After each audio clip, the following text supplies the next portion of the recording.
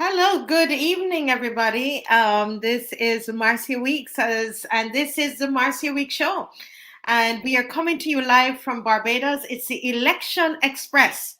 The Election Express. And we're normally on at 7, but we have so much to bring to you tonight that we're on a little early. All right. And we have some big announcements that's coming up this evening. So I'm going to ask you. Already, I'm seeing people are on. Welcome, welcome, welcome, welcome. Of course, I want to know, where you're watching from. Yes, I want to know where you're watching from. So if you're on, and those of you who are on, welcome. Thank you for supporting and for listening and for sharing. And people are really watching the show. Thank you so much. A lot of times they don't watch it the same time, so you share it and they might watch it in the morning. Because there's so much happening. There's so much happening. So sometimes it's difficult for people to watch. So good night, good evening. Good evening to those who are watching. Can you tell me your name? Let me see who you are and where you're watching from. Tonight we have some big announcements that's coming from the Barbados Sovereignty Party. And this is going to be Mr. Philip Springer or Philip Catlin, and he is a candidate for St. Thomas in the Barbados Sovereignty Party. And he is also the president and founder of that party. And he's going to be on tonight. Some big announcement is gonna come out tonight. And so I'm gonna ask you kindly to share and let somebody know you're on. How you all doing tonight? Let me hear how you're doing. How is everybody doing? You getting any election fever? Have you made up your mind who you're voting for? Listen, of course, I'm going to ask you to take a look at the newer parties. Okay, you have the coalition party, which Barbados Sovereignty Party is part of. The Bajan Free Party is part of that. The new the NBKA is also part of that. Mr. Hoyt, welcome. Listen, Mr. Hoyt, listen, on election night, you need to come and join me. We're going to do something special on election night, yes? Uh, okay, Steve says, who on that bus that is behind you? Listen, this bus has all of you in it, Stephen. All the supporters of the third party, or at least those who want to even consider, because I really believe that, you should read everything, listen to everything, and then make up your mind on what you want to do. It's your choice. It's your choice on exactly who you want to vote for. Okay. All right. So we are going to all evening election night. We're going to be on here, guys, and running commentary. We're going to be on and listening together and going right up on election night. We're going to start at 6 o'clock and go right through. Now this evening we have a lot in store for you. Isola from SVG, good evening. Isola, Joyette, what's happening in SVG? Listen, it's peer action over here in Barbados. Peer action. We're in a fight for our lives, guys. Terry Clark, good evening. Oh, Terry Clark, you're in Toronto. Toronto, Bajan, living in Toronto. Welcome, Terry Clark. And your comments are going to be really, tonight, we want to make it very interactive tonight, guys. Great to see you all on tonight.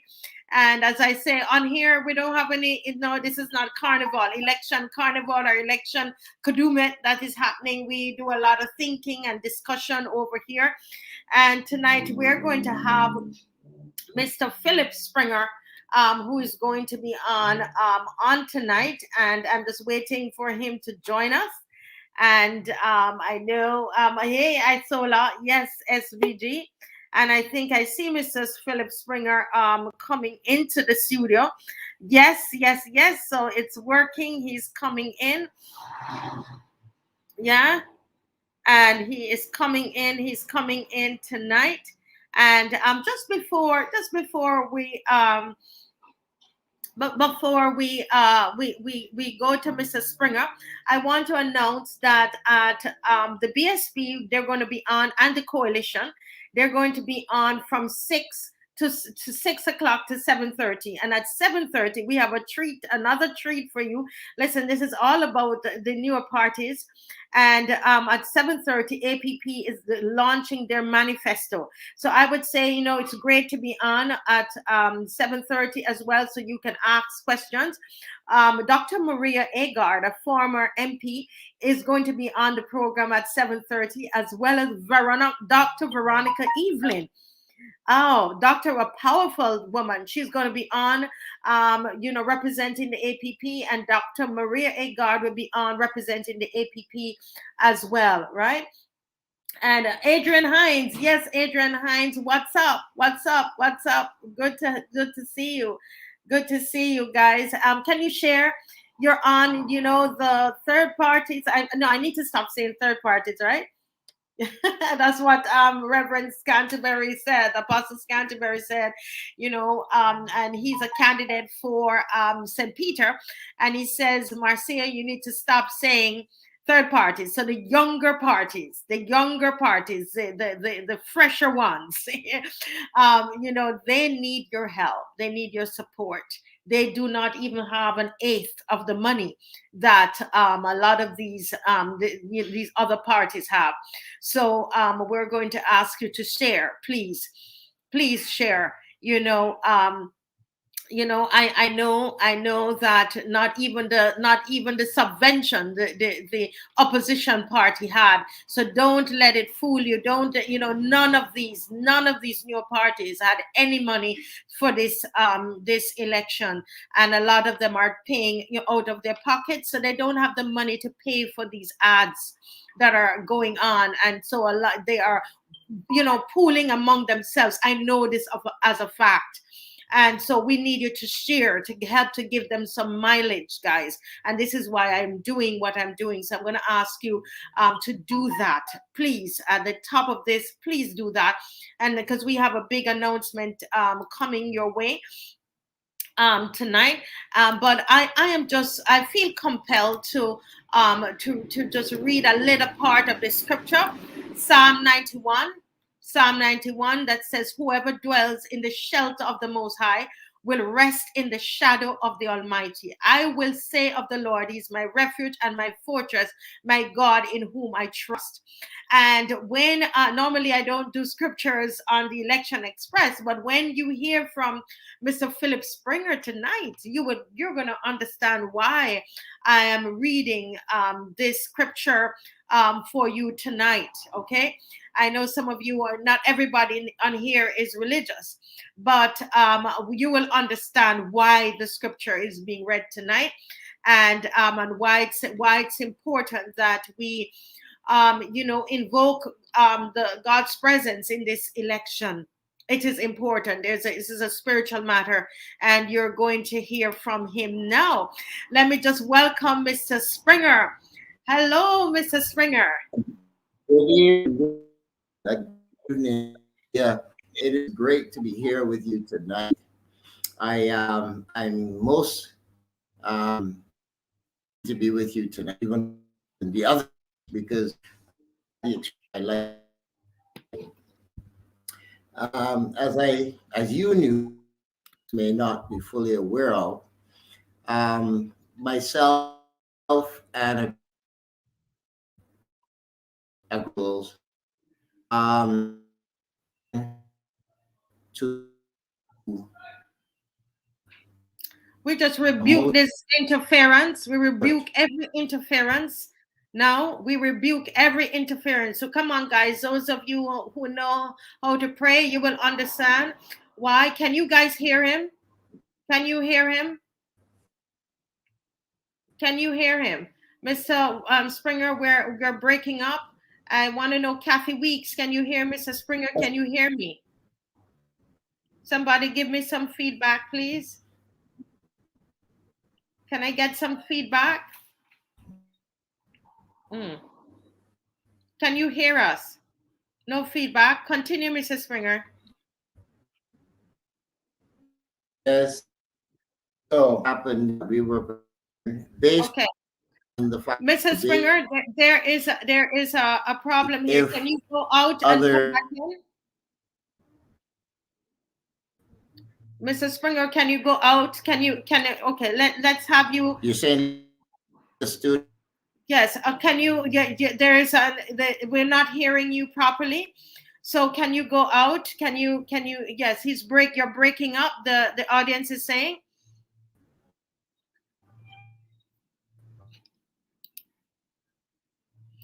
Okay, Mr. Springer is he's breaking up, but I'm going to just tell you exactly what is going on. And sometimes, people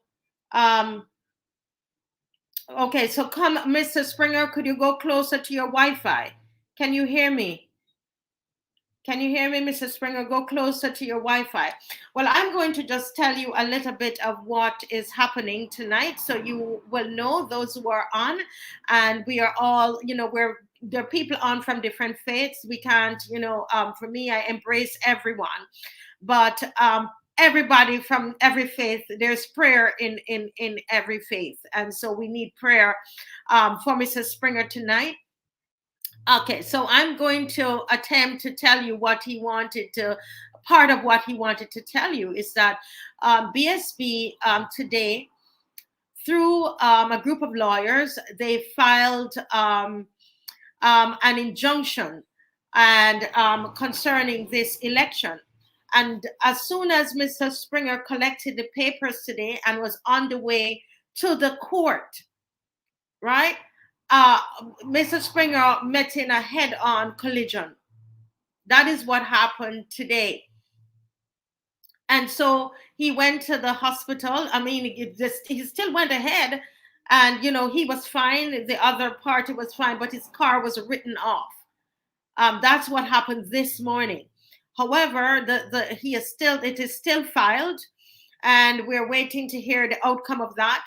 And Mr. Springer had to go to the hospital, and so he wanted to come on tonight to talk to us about that. Gloria Richards, welcome. You're watching from Toronto. Is this a Gloria Richards from Barbados? Well, we have quite a few Bajans who've gone to Toronto. Oh my goodness. What's happening? If this is a Gloria Richards, I mean, we have been, what, brain drain is happening here in Barbados? Oh my goodness. Yes. So and so that is what he wanted to talk to us about. I'm hoping that he's going to be able to get back on tonight. So let's see if he's going to be able to get back on tonight. All right.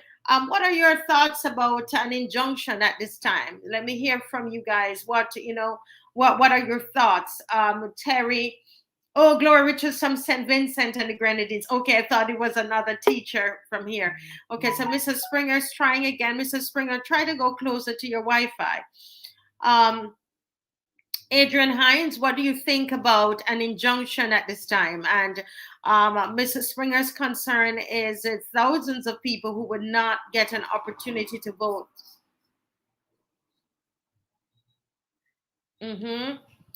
Terry Clark is saying that many Barbadians have transitioned to Canada in the last year, and they're watching closely with a keen interest in the affairs of their country. Wow, so we have quite a number of persons who have gone on to Canada to live. What are your thoughts, Terry, about an injunction? What are your concern in this election? What are your thoughts about the thousands of people who would not be able to vote? Adrian Hines is saying, I agree that an injunction would be the right thing to do, but that will not occur. You're thinking that it's not going to happen, Adrian. Others of you, what are your thoughts? Kathy Weeks, what are your thoughts about an injunction at this time? Should it really happen? Melissa, hi, Melissa Tate. Melissa Tate, she is a candidate from Solutions Barbados from St. George North. What are your thoughts, Melissa, about an injunction? Let me see if I can get Melissa. I know that Melissa was on. I don't know what she if she's busy right now and can come on. But we're having some challenges with Philip Springer, who is in a lot of pain tonight, guys, from that accident, and his car is written off. And sometimes that's what it takes for the sacrifice. That sometimes is part of the sacrifice, Adrian, for these kinds of things. And he is putting up his money, paying the lawyers from his own pocket. And he, now his car is written off. And he's fighting for the rights of those who cannot vote in this country. And what are the odds? I mean, isn't it strange? On his way to the courthouse, the car was written off. He had a head-on collision this morning. And it tells us that there is more that is happening, with this in Barbados, and with this election at this time. Let me just see if it's going to be a little better. Go ahead. Hi, Mr. Phillips. Hi. Yes. Hi. Well, Okay. I'm having all kinds of challenges here. For some reason, my internet seems to want to go to sleep whenever it feels like, and all kinds of weird little things. But these are to be expected. I don't want to get into the paranoid state. That's a terrible place to go. Um, as I was saying, today is a very um, powerful day in one way.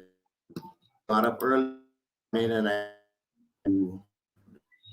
documents that signed the documents that were to be filed in the Supreme Court, because we had some parties in the to take the lead.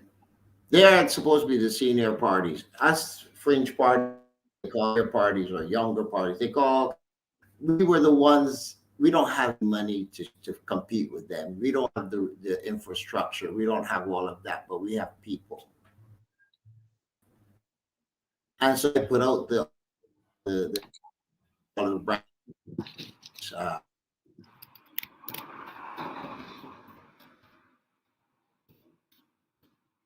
from the police groups have come to our aid site. I won't call on the air right now. It will bring there once once this has hit the press, and once the media is able to get to the bottom of it. But I will say, along the way, for some challenges. I happened to have a head-on collision this morning at 9 o'clock, 9:30 at Graham Hall roundabout.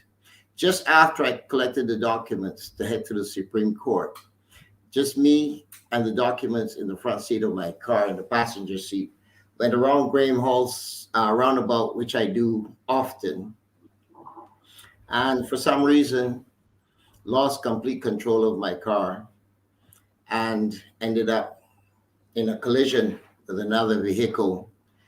Needless to say, both vehicles are written off completely. My BMW is completely gone, and I don't know how I'm still able to appear. My whole entire right arm from my wrist to my shoulder is in pain. I was at the doctor earlier for a few hours today. You may be able to see the gash on my arm here and the swelling in this part of my arm. But Marcia, I give thanks to God. You know why? I believe in God, and I believe in the power of God, and I believe that there are powers and principalities at work that would want to see a different outcome than the one that we want to see. So this is a struggle.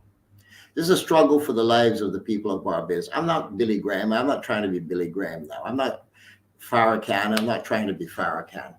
I'm Philip Nathaniel Catlin Springer. And I'll say it that way tonight, because a lot of people know me as Philip Springer, Most people don't know me as Philip Catlin. That's how I was born. That's the name given at birth.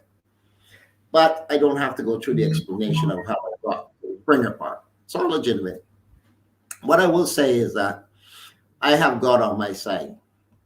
And I believe that today it is only by a miracle that I did not come out of that car any more damaged than I am.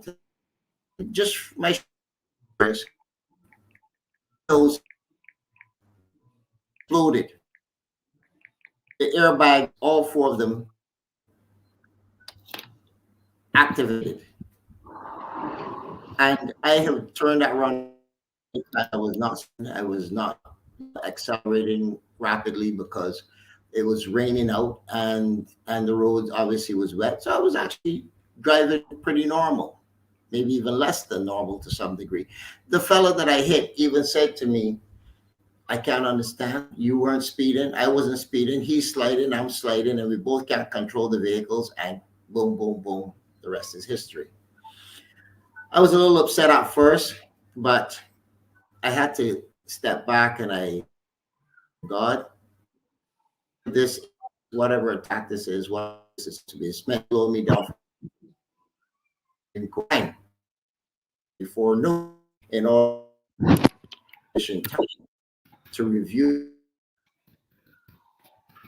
these tomorrow.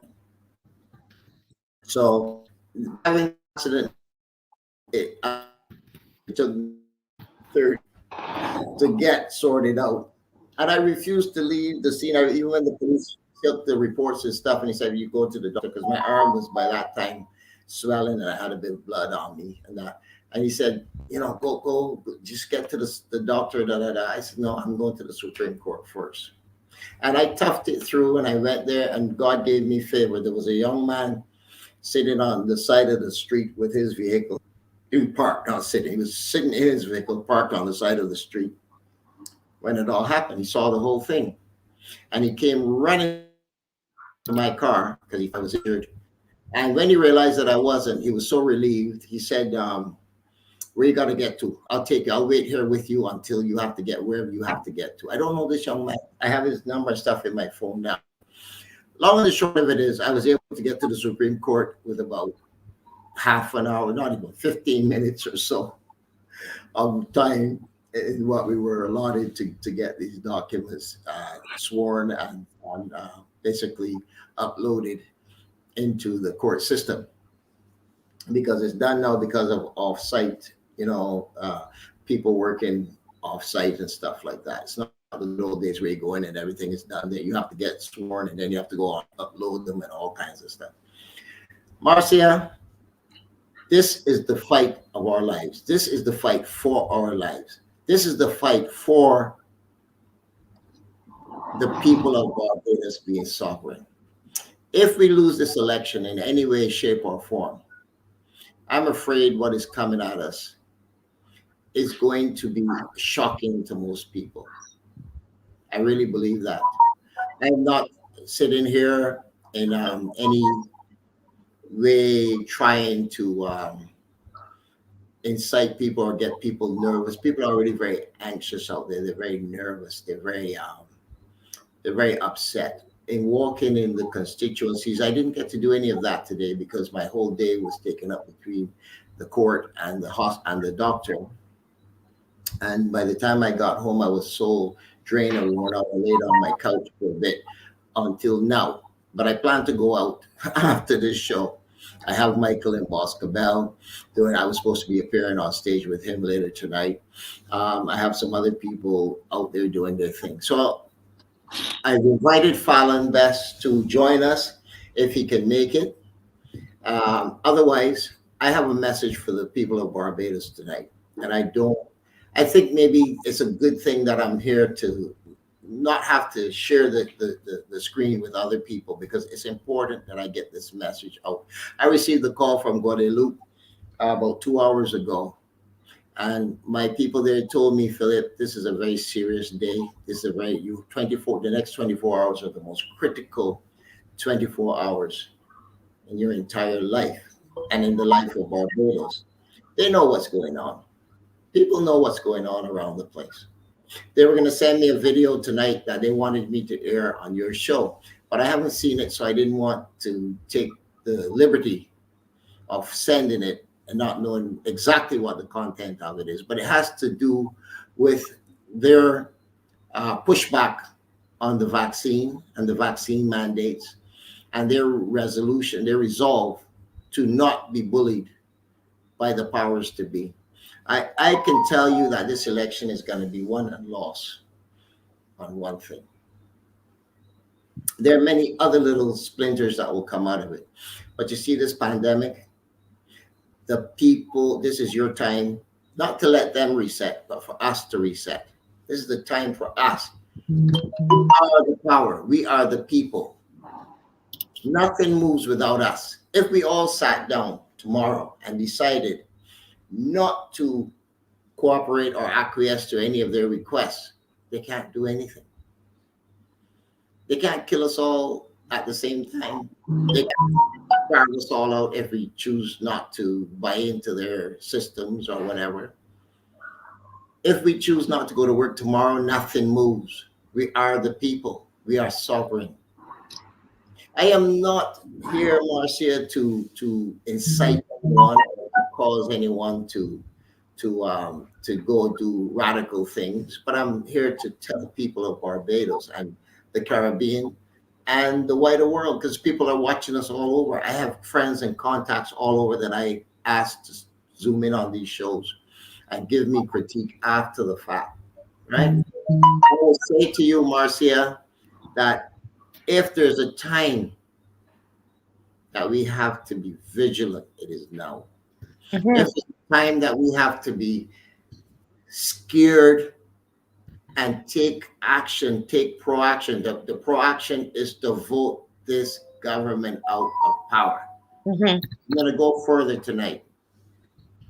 I think all the established parties that have been here for the past 55 years do not deserve to be re-elected or to be elected or to be even given consideration. It is time the people of Barbados take control of their own destiny. We can manage. Somebody said any fool can play cricket, any fool can do this, any fool can do that. I find it interesting that any fool can run the country. Any fool can be an attorney general. Any fool can be a politician. I'm not picking on anyone, but this is not about the madam or anybody, right? I'm just saying comments like that are very telling. When you call your citizens fools, any fool can this, any fool can that. It says that you don't have the highest of respect for your country people, right? And I saw something today. I found it very interesting. 7:30, I'm on the road. I never saw them yesterday. I didn't see them the day before. I didn't see them last night. But 7:30 this morning, I was on the road and I saw vote, what is it? Vote Mia for Prime Minister. I did not know that Barbados had any allowance for voting for Prime Minister. We don't have any such thing. That never existed before this morning or before yesterday. I don't know when those posters went up, but they're not in one spot. I've seen them in Bridgetown today. I've seen them in the Pine. I've seen them in Christchurch. Right? Vote Mia for Prime Minister. Mia's pictures on every pole, every electrical pole in Barbados, over top of her candidates. We've never seen this before. I'm not saying it's a bad thing or a good thing. I'm saying wake up. What are we doing here? We are being told to give our proxies over again, and rules are being made as we go along, and we have no idea what those rules apply to. We have no idea how it is that now somebody's running for Prime Minister. Is Mia Motley running for Prime Minister, or is Mia Motley running for a seat in St. Michael Southeast or whatever it is? Good question. Mia Motley's running for Prime Minister of Barbados. According to what I saw today and what I have observed in the past 3 weeks in terms of the posters going up, I don't see Verlinda Pisa over all of her candidates all over the country. You say, well, maybe it's a matter of economics. We've never seen ministers because we a prime minister is elected from within the party, whoever is the best suited and who is deemed to be the best suited from within the party, not from the country. The country elects ministers, but now we're voting for a prime minister. I would like someone to explain to me how we got here. There's a lot of things that we've arrived at, but we don't know how we got here. We are a republic. We don't know how we got here.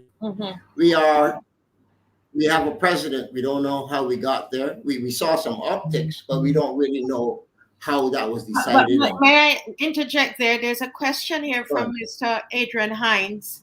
Yes.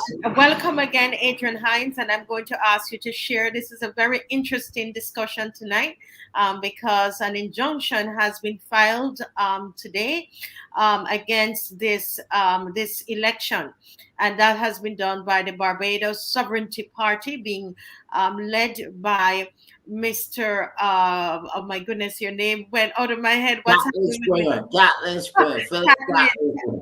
Philip Catlin Springer, right? Philip Catlin Springer, and Adrian Hines is asking. He's saying, "I'm afraid that all that will come of this attempted injunction is that the courts will side with the ECB and the government. We have not paid enough attention to Motley's reach and unspoken influence within the judiciary." What are your thoughts on that?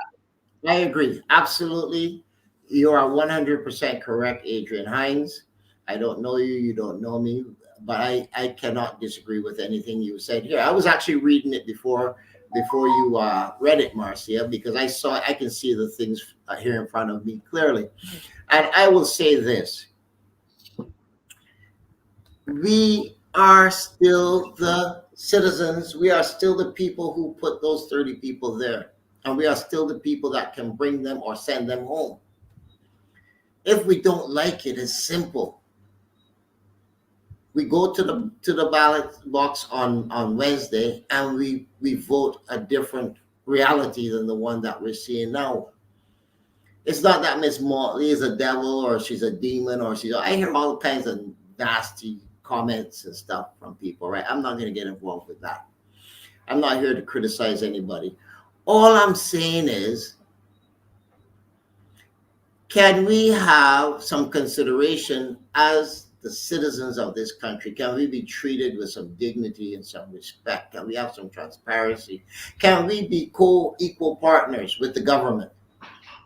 Or are we servants in servitude? Are we subjected to whatever those 30 people say? We are currently in a dictatorship and we don't even realize it. And we have been for some time now. And it's been done so smooth that most people, if they see it, they're too afraid to even look. I'll tell you a strange thing that's going on. I have till midnight to file some documents at the Electoral and Boundaries Commission. And I have to file 19 polling agents and 4 counting agents. Marcia, as we speak, I have about 8 or 10 people who have committed out of the more than 70 or 80 people that I've spoken to.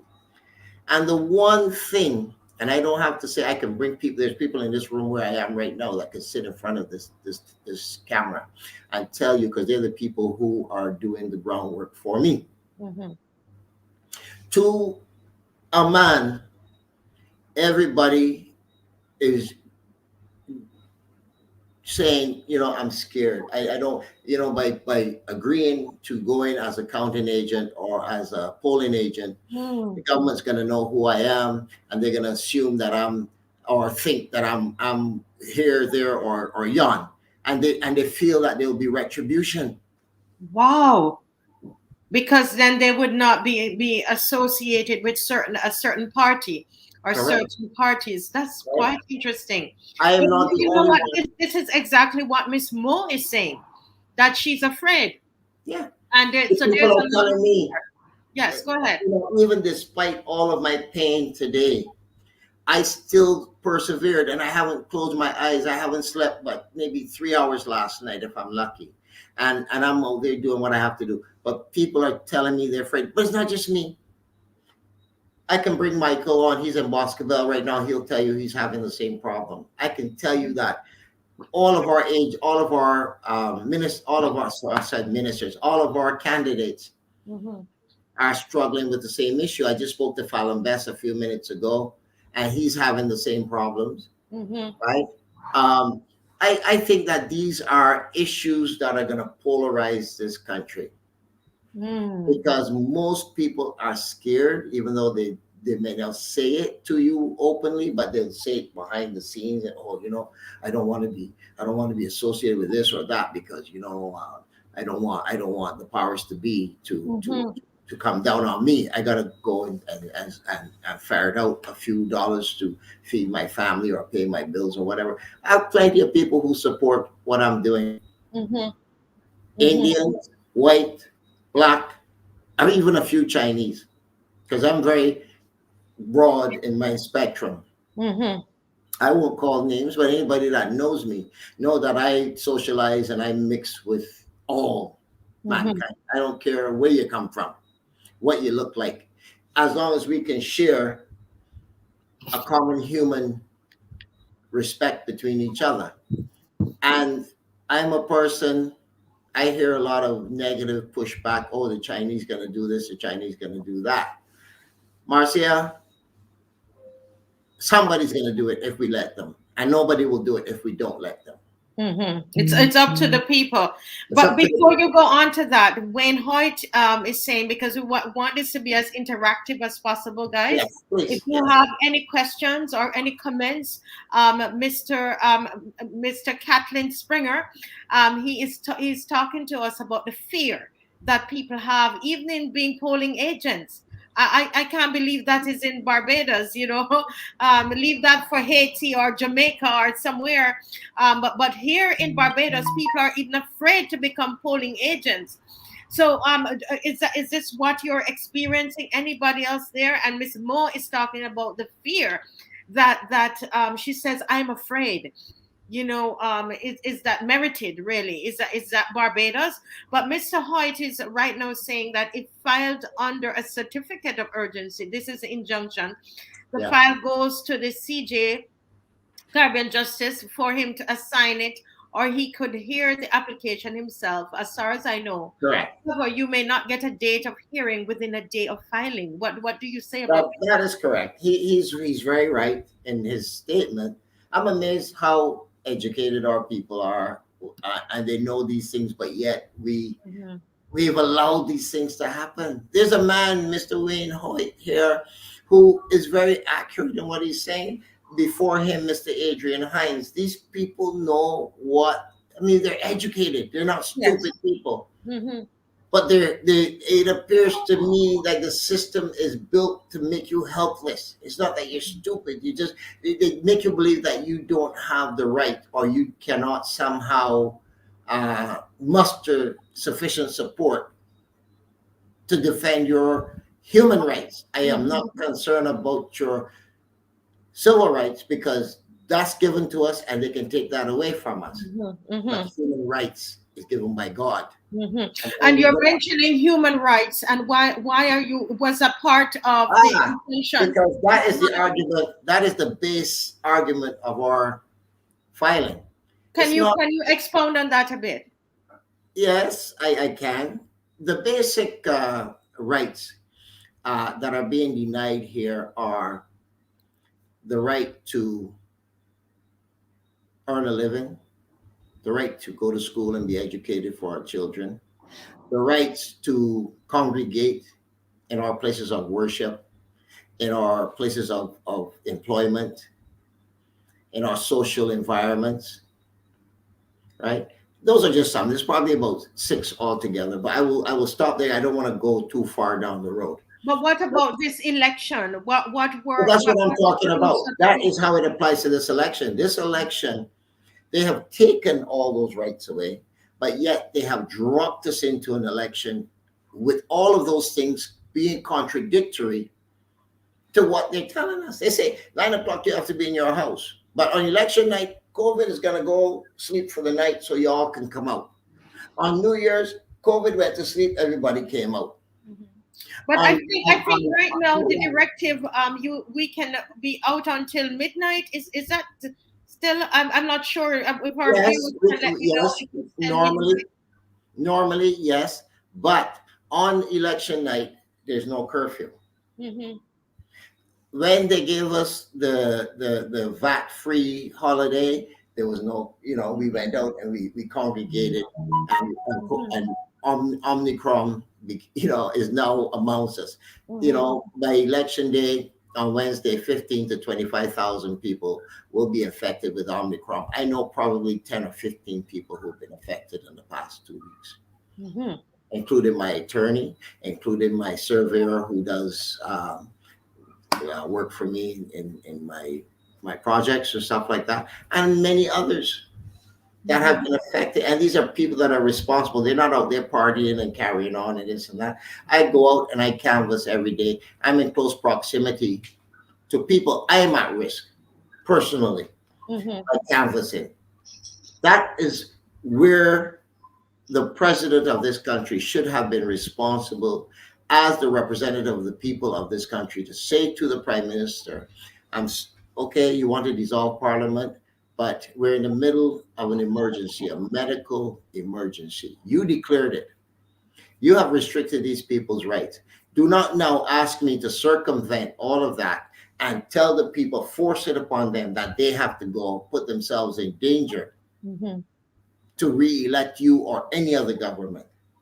This is the Mm-hmm. farce. This is the farce that we're up against. The people of Barbados are saying in a huge, huge, huge voice, I ain't gonna vote. I ain't voting for nobody. I ain't gonna-" You know what? I disagree with you, Barbados. I disagree with you, people who say you're not going to vote. You Mm-hmm. need to vote. This is the time for you to vote. This is the Mm-hmm. change. This is the point where we come to in the road. Mm-hmm. Where we come to that intersection, and we can either go left, we can go straight, or we can go right, or we can just back up and let all the garbage dump on us, right? It's time for us in the next 24 hours. We have tomorrow, Tuesday, and then Wednesday morning, the polling stations will open. Mm-hmm. I have a question here from Mr. Terry Clark. It says, well, I know it's taking up the whole of the screen. It says, Barry, you're always good at this stuff. I love you, brother. it says, well, I've been seeing some emerging human rights questions within this election that can affect whole households. And what is more unsettling is that the legal fraternities are appearing to be silent. The only two people speaking to this are Leslie Haynes, QC, and Hal Gullop, QC of the EBC. Outside of the EBC, it is a female Jamaican lawyer who seemed to Miss be more Russell. fearless and Yep. passionate about the human rights violation that can affect many Bajans. And that's Michelle Russell from Michelle Russell, Jamaica. but Garth Brooks has not Garth Brooks. Oh Lord, no. Garth Patterson. I almost said Garth Brooks, the country of West. Garth Patterson has also come out and explained his position from a legal perspective. I respect his opinions. I love Michelle Russell, and I love how she has addressed this time and time again.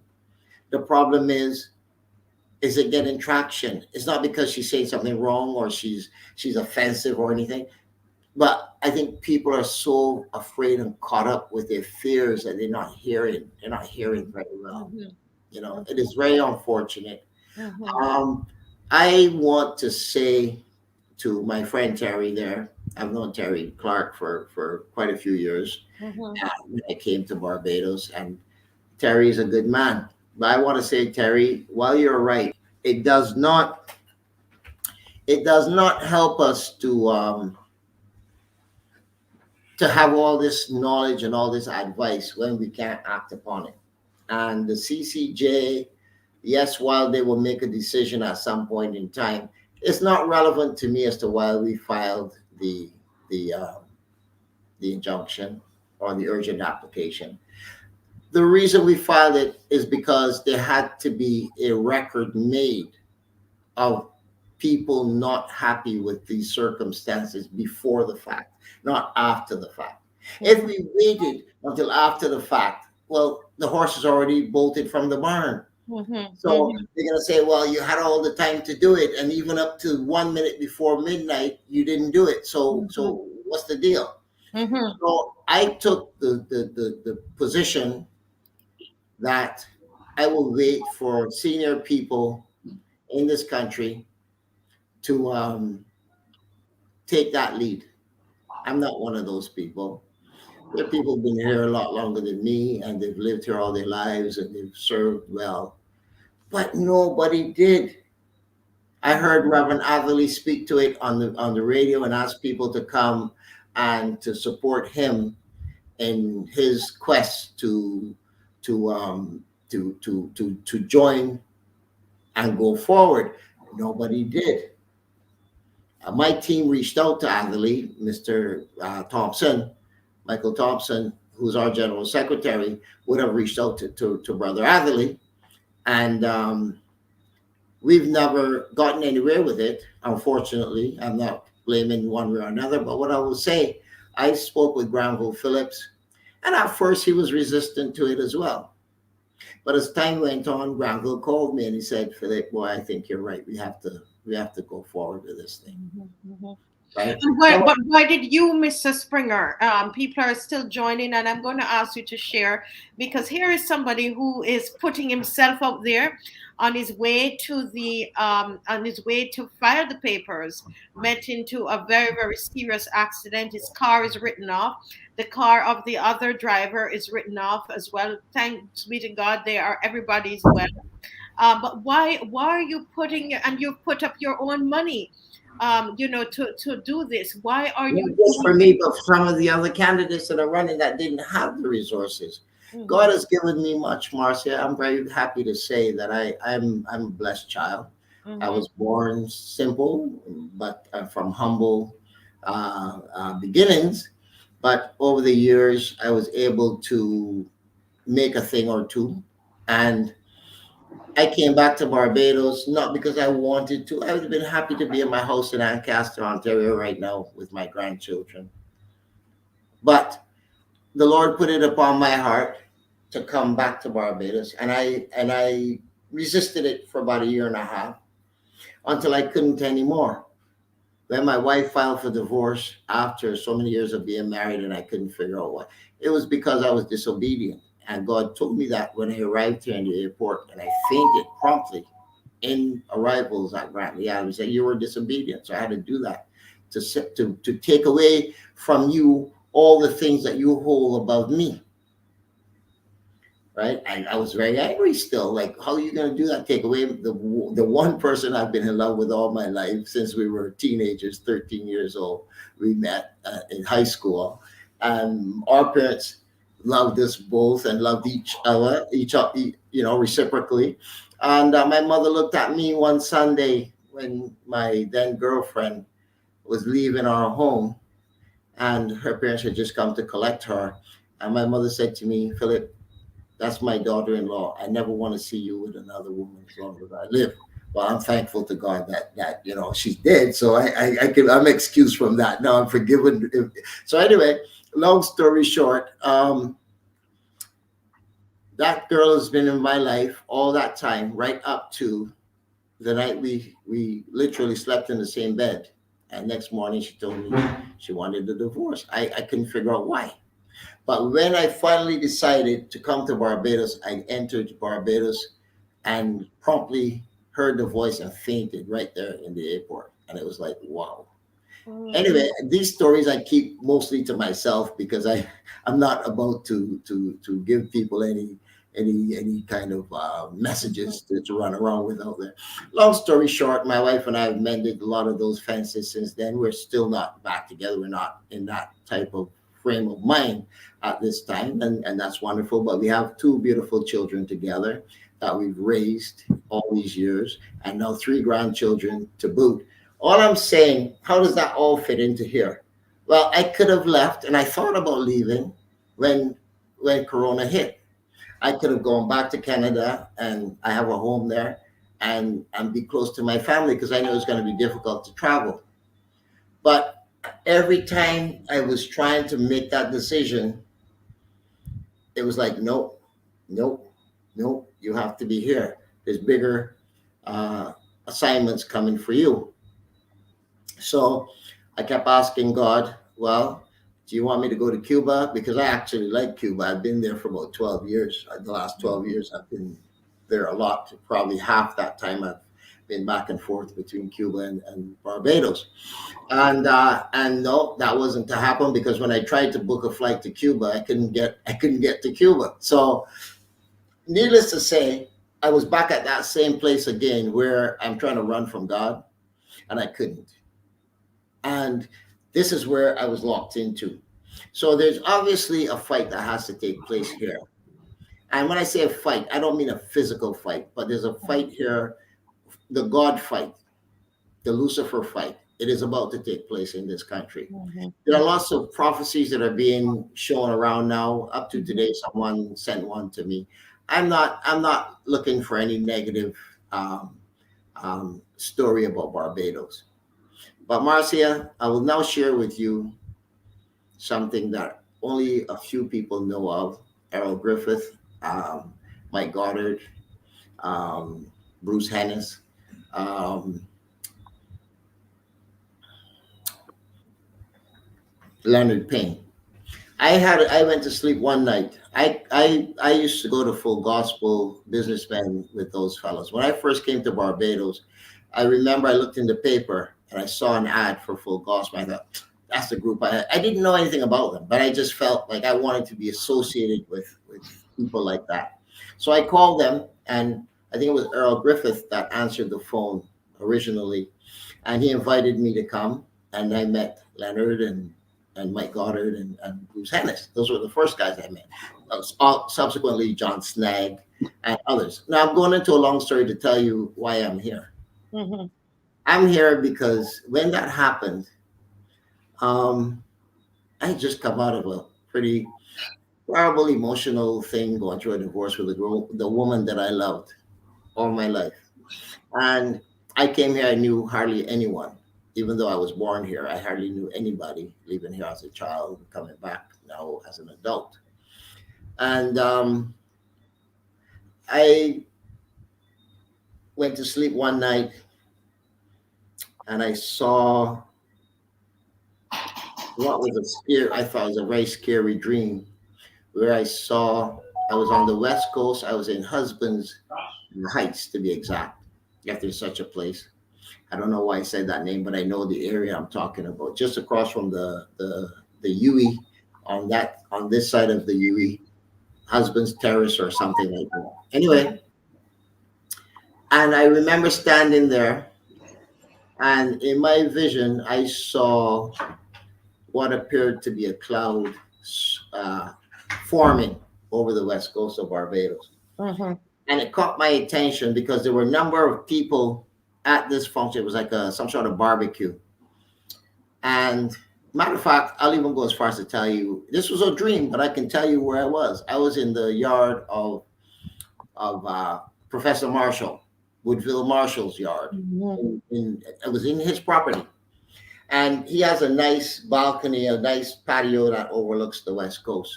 Mhm. I was there, and I remember seeing this cloud forming, and it kept forming. And at a point, it developed into the head of a horse. It was a beautiful, beautiful stallion, and you could only see from the torso up to the head. But it had one eye, and its eye was looking down on Barbados. And it went slowly up the west coast as far as my eyes could see, maybe as far as St. Peter or so, maybe St. Lucie, I don't know. And it came back down galloping, Mhm. went down to Bridgetown, and it turned and it came up with more speed. And it did this about 3 or 4 times. And at one point, at about the fifth or so time, all this water came onto the land and literally flooded up to where we were by the university. Everything else was washed away. Mm. I remember I jumped up. I was so petrified. I was scared. It wasn't late at night either. It was still fairly early in the day. Mhm. In the evening, I think it was about 11 o'clock or so. I remember making the first call to Errol and telling him what I had seen. Mhm. Said to me he was aware of someone who had that similar dream just previously. And the person, it was a husband and wife. They were the ambassador. They were ambassadors to Barbados, and they promptly left Barbados. I know who they are. I won't mention their names on the show. But a few weeks later, I'm sleeping again, and I saw the rains, the weirdest rainfall I've ever seen in my life, coming from the south, all this in Philip, all that area. And this rain fell for 2 or 3 days straight, but it was like a mist. It wasn't a downpour. It was just a mist. And when I saw this, Marcia, I left my home at Sanford, where I was living at the time. And I went to Six Roads trying to find shelter because the water was rising so high. Wow. And I made it to Princess Margaret School. When I walked into Princess Margaret School, all I saw was yellow. Everybody was wearing a yellow raincoat. Everyone. But I didn't recognize anyone in that building. No one. Everyone was saying that wearing the same raincoat, the same color, and it was amazing. There's more to that story if you read it properly. Mhm. But if you think So about, what do you think the dream means? well, we're being influenced by powers that we're not used to. There are things being done around this island. I've seen by accident once or twice where I've actually walked up onto ceremonies being conducted in this place. I saw it in Pelican Village. I saw it out on Bay Street a couple of years back. So when you say ceremonies, what are you talking about? Ceremonies, people that are performing certain acts in this country. I don't want to say whether I agree with it or not. Obviously, I don't, but I'm not gonna debate that. Not because I'm afraid of anything. I Mhm. just believe that we are all sovereign, and just because you choose a certain lifestyle and I choose another does not make me any more or any less sovereign than you. Mhm. Mhm. But if we have a code of conduct and a set of rules that we all agree to, then your lifestyle and my lifestyle can be very different, but what we share, we respect each other in that regard. Mhm. So if you were to summarize the meaning of this dream to those our viewers who are watching, what would you say in summary? What is the meaning? Let me ask you a question first. I knew this question would come, but let me ask you a question first. Have you listened to the winds? Have you watched the weather? Have you watched the rain? Have you watched the rainbows? The other night about 9:30, I was in St. Peter area and I saw a rainbow literally coming up from St. Lucia and spreading across. At that time, I've never seen a rainbow at that time in my life ever. I have pictures of rings in the skies. Midday, I saw 3 rainbows on the same day, all doing different things at Warren's. I have them all up. I've taken pictures. I've circulated them to people that I know. Right. I'm now seeing other people with pictures. A good friend of mine was in what do you call it down there? Where you going towards Combermere, Waterford Bottom. Mhm. He was driving in Waterford Bottom one night a couple of weeks ago, and he saw this most unusual ring around the moon. And he stopped and went back. He literally went back. He'd driven away from it, went back and took the picture and sent it to me. Mhm. I said to myself, and I will continue to say, be careful. When Noah was preaching, people laughed and they said, foolish old man, look, he's building an ark in the desert. Mhm. Barbados, I'm going to tell you something. I'm not a prophet. I'm not even here to prophesy about anything. And I don't talk about these things often, except amongst my core group. Barbados, you are going to be tested. The decision you make on the 19th of January is going to determine the God you love or the devil you love. And whichever decision you make, you're gonna have to live with it because you will pay the price one way or the other. But there's different prices. All I will say to you in answer to your question earlier, Marcia, we are now chattel of several different influences. The yellow coats speak for themselves. Mm-hmm. St. Philip speaks for itself. What is said when you say Saint Philip, and I'm really trying to us to break this down, because as you're saying, is there's a warning, and the warning you believe is for people to be careful of what happens on the 19th. Because you're saying this is a very crucial election, and it is more than just putting somebody in power, but we're choosing basically what it is that we believe in. Is that what I think you're saying, sir? That is exactly what I'm saying. Mhm. That is exactly what I'm saying. But why St. Philip? Why St. Philip? Let's talk Yeah, tonight. no, it's not. It's not just in Philly. I first told you about the West Coast. What will Yes. happen for disobedience, for going against God? Saint Philip now was a lesser intrusive, but a more powerful sign than the West Coast. The West Coast is physical destruction. Saint Philip didn't destroy; it was flooded, but the people could still function, Mm-hmm. right? But you are now all the same. You look the same. You do the same. Everything is the same. In a garden, you don't plant the same flower. There are many flowers, even some weeds and some thorns in the garden. But the garden now had all the same flowers. So are we being turned into servants? Are we being enslaved? Are we being, I don't want to I, I'm here watching the screen. And, I don't want to be, a spreader of theories and all this stuff, all this. I don't want any part of that. I want people to be logical. All right. Our ports have been leased out, both of them, for 20. I think it's 25 years. I heard they were announced during the week of Christmas. I heard the announcements. The announcements were made, and it was made all during the time that we were drinking our fine wine and eating our ham and our turkey and our macaroni pie and all of that. They were making the announcements. Most people didn't hear it. I called friends up. I said, "Did you guys hear this?"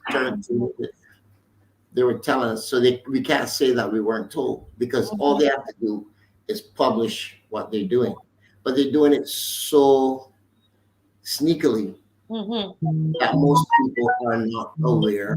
And then they can't come and say, "Well, I wasn't told," because they'll say, "Well, look, here's the ad. This is what Mm-hmm. we published this in the Mm-hmm. Gazette. We published this on the radio on such and such a day." They will have proof of it. Mm-hmm. Mm-hmm. Mm-hmm. I mean, let me hear from people what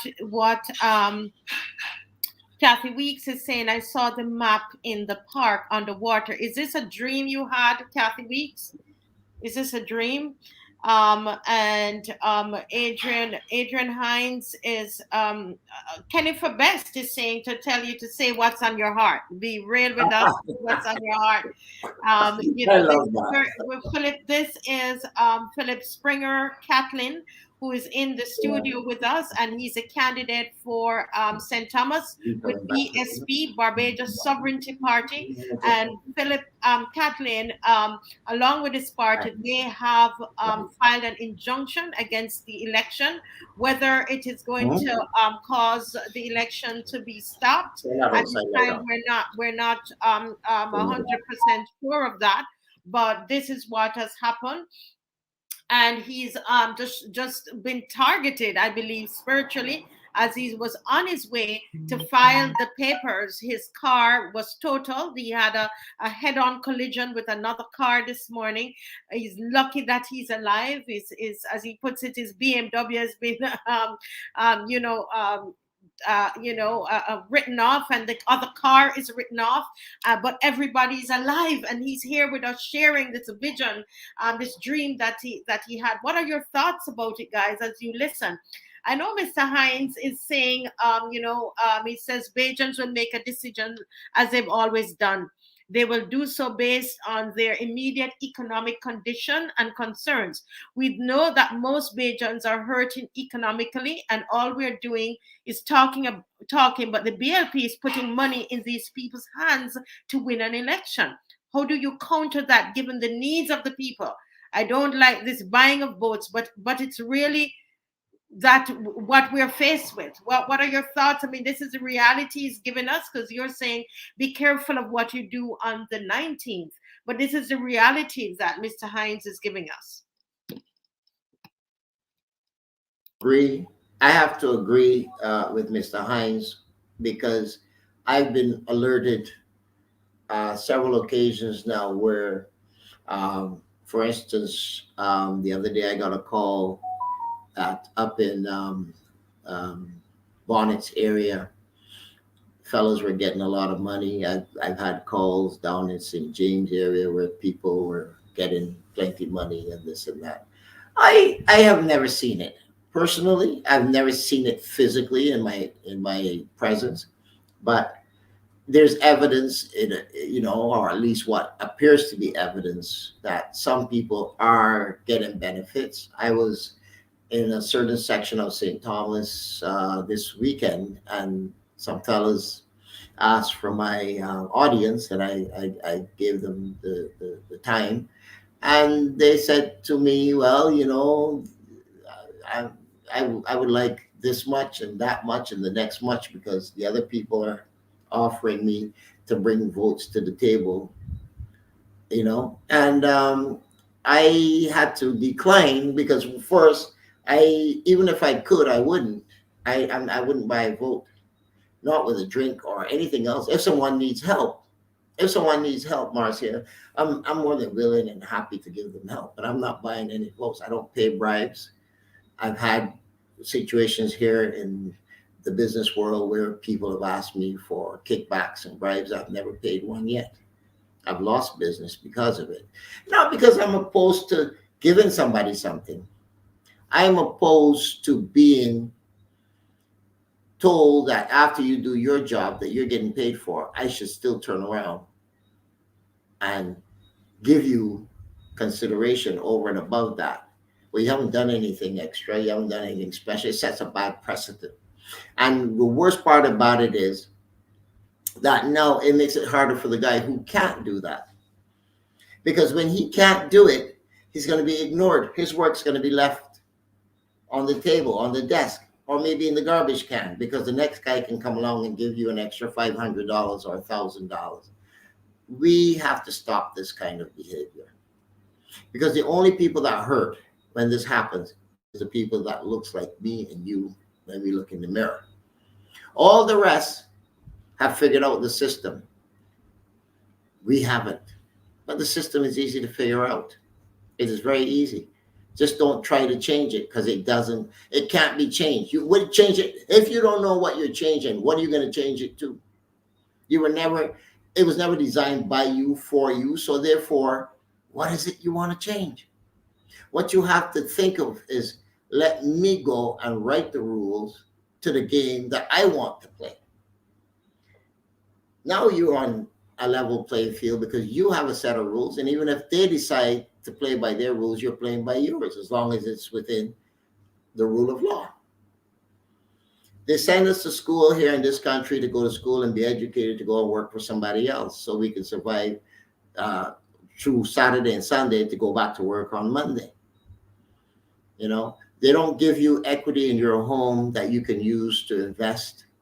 They don't give you equity on your collateral that you can invest, but they'll give you a car loan that by the time you finish paying for it, the car is already done, rotted away or whatever. When you buy a home here, they don't give you a deed.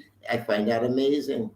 You buy the most important asset of your life, and until you pay it out, and then you have to turn on pay somebody a release to get your deed that you've been paying for. I find that very backwards, quite frankly. If you could give me, if you're under the law, you have to give me within 7 days, 7 business days, a bill of sale for an asset that I acquire. How come it takes me 30 years to get my deeds to my property? You know why? Because they don't want you. You're building equity in your property over 30 years. If you started out at 50,000, in 30 years, your property should be worth probably $500,000. But because they're holding the deed, you cannot mortgage your property. You cannot go and get a line of credit against. You can't put a second mortgage on there or any of that. So you are basically paying loan every month, like clockwork, and you're working hard. But now, by the time you finish paying that mortgage off, you're 60 something years old. No bank's going to lend you money, even if your house is paid off. So what they do is they eat up the clock on you. It's like a basketball game or something coming down to the last couple seconds, and the player just dribbles the ball all over the field because he don't want you to get the ball to put in the net to even the score or to even go ahead of you. So this is a game that has been played here for many, many, many, many years. Not just now. It didn't start 50 years ago. They tell you, oh, we don't do equity loans. No, some of them are getting a little more creative. The Trinidadians, I think, are a little more creative, but they see an angle that the white colonials didn't have to because they already had it. They owned it, so they didn't have to give it to you, right? So all I'm saying, these are the things that we have to look at in a republic. We are now a new creature. We are no longer an independent under the British system, under the Commonwealth. We don't have a big daddy or a big uncle to defend us. If tomorrow Jamaica declares war on Barbados, Barbados better have a defense force to fight off Jamaica. I'm using Jamaica, not that, but it could be America. It could be China. China comes down, give you 2 slaps upside your head. What you gonna do? Who are you gonna call? Who are you gonna call? So you see, what I'm saying to my people, you are now naked and you're up for grabs. And there are people that are bargaining for your soul. There are people who are taking you and you're being sold, even as we speak. And the 19th day of January is a significant day. It's a significant day because that's the day that you will decide which master you want to serve, and you will be the chattel of that master thereafter, probably for the next couple of 100 years. It's a simple process. Choose to serve your God, the God, and yourself. Do not give over your power to some foreign entity that does not have your best interest. Your surrogates are doing that and hoping that they will be the ones to benefit. You're going to find some super wealthy people emerging, but the rest are going to be very poor. I'm going to tell you a little something here, and I promised Fallon I wouldn't get on this until he come on the show. But I have to tell you that there's going to be a food shortage just now. The supply chain has already been interrupted. By about March of this year, if you implant in a few edibles, a few heads of cabbage, and some carrots in the ground, and have 2 or 3 chickens in the backyard, I wish you well. I'm sorry, people. I don't care how educated you are. I don't care what job you hold. When you go in the grocery store, you're gonna find yourself either priced or it ain't there. That's coming. I'm not telling you this because I am so smart it is happening. It is by design, just like the pandemic that we're in now. By design. I'm not saying that COVID is not real. It sure is. I've lost a few friends now in recent times. Douglas Trotman, attorney at law, one of the first people I met when I came into Barbados. Young man, younger than me. I saw his family at the funeral home there 2 weeks ago. And I would say to you, folks, that whether you agree with me or not, whether you like me or not, doesn't matter. It does not change what is going to happen. All I can be is be a voice in the wilderness. Mhm. I will tell you that I had a long talk with my children, and I've had to come to terms with the reality of what we're facing. Mhm. And I've had to come to that place with them where I've had to say to them, we may never see each other again in this lifetime. And I'm prepared for that. It doesn't matter. Mhm. But I have to be honest and faithful in what I do. It's not about me. It's about all of my relatives and friends who are going to be impacted upon by this type of governance that we're under. And the Mhm. truth of the matter is we do not know what we're under because it's been told to us, but it's been done subliminally through the back channels. It's Mhm. always been told to us. We just haven't got our ears in tune, Mhm. listen carefully to what is being said.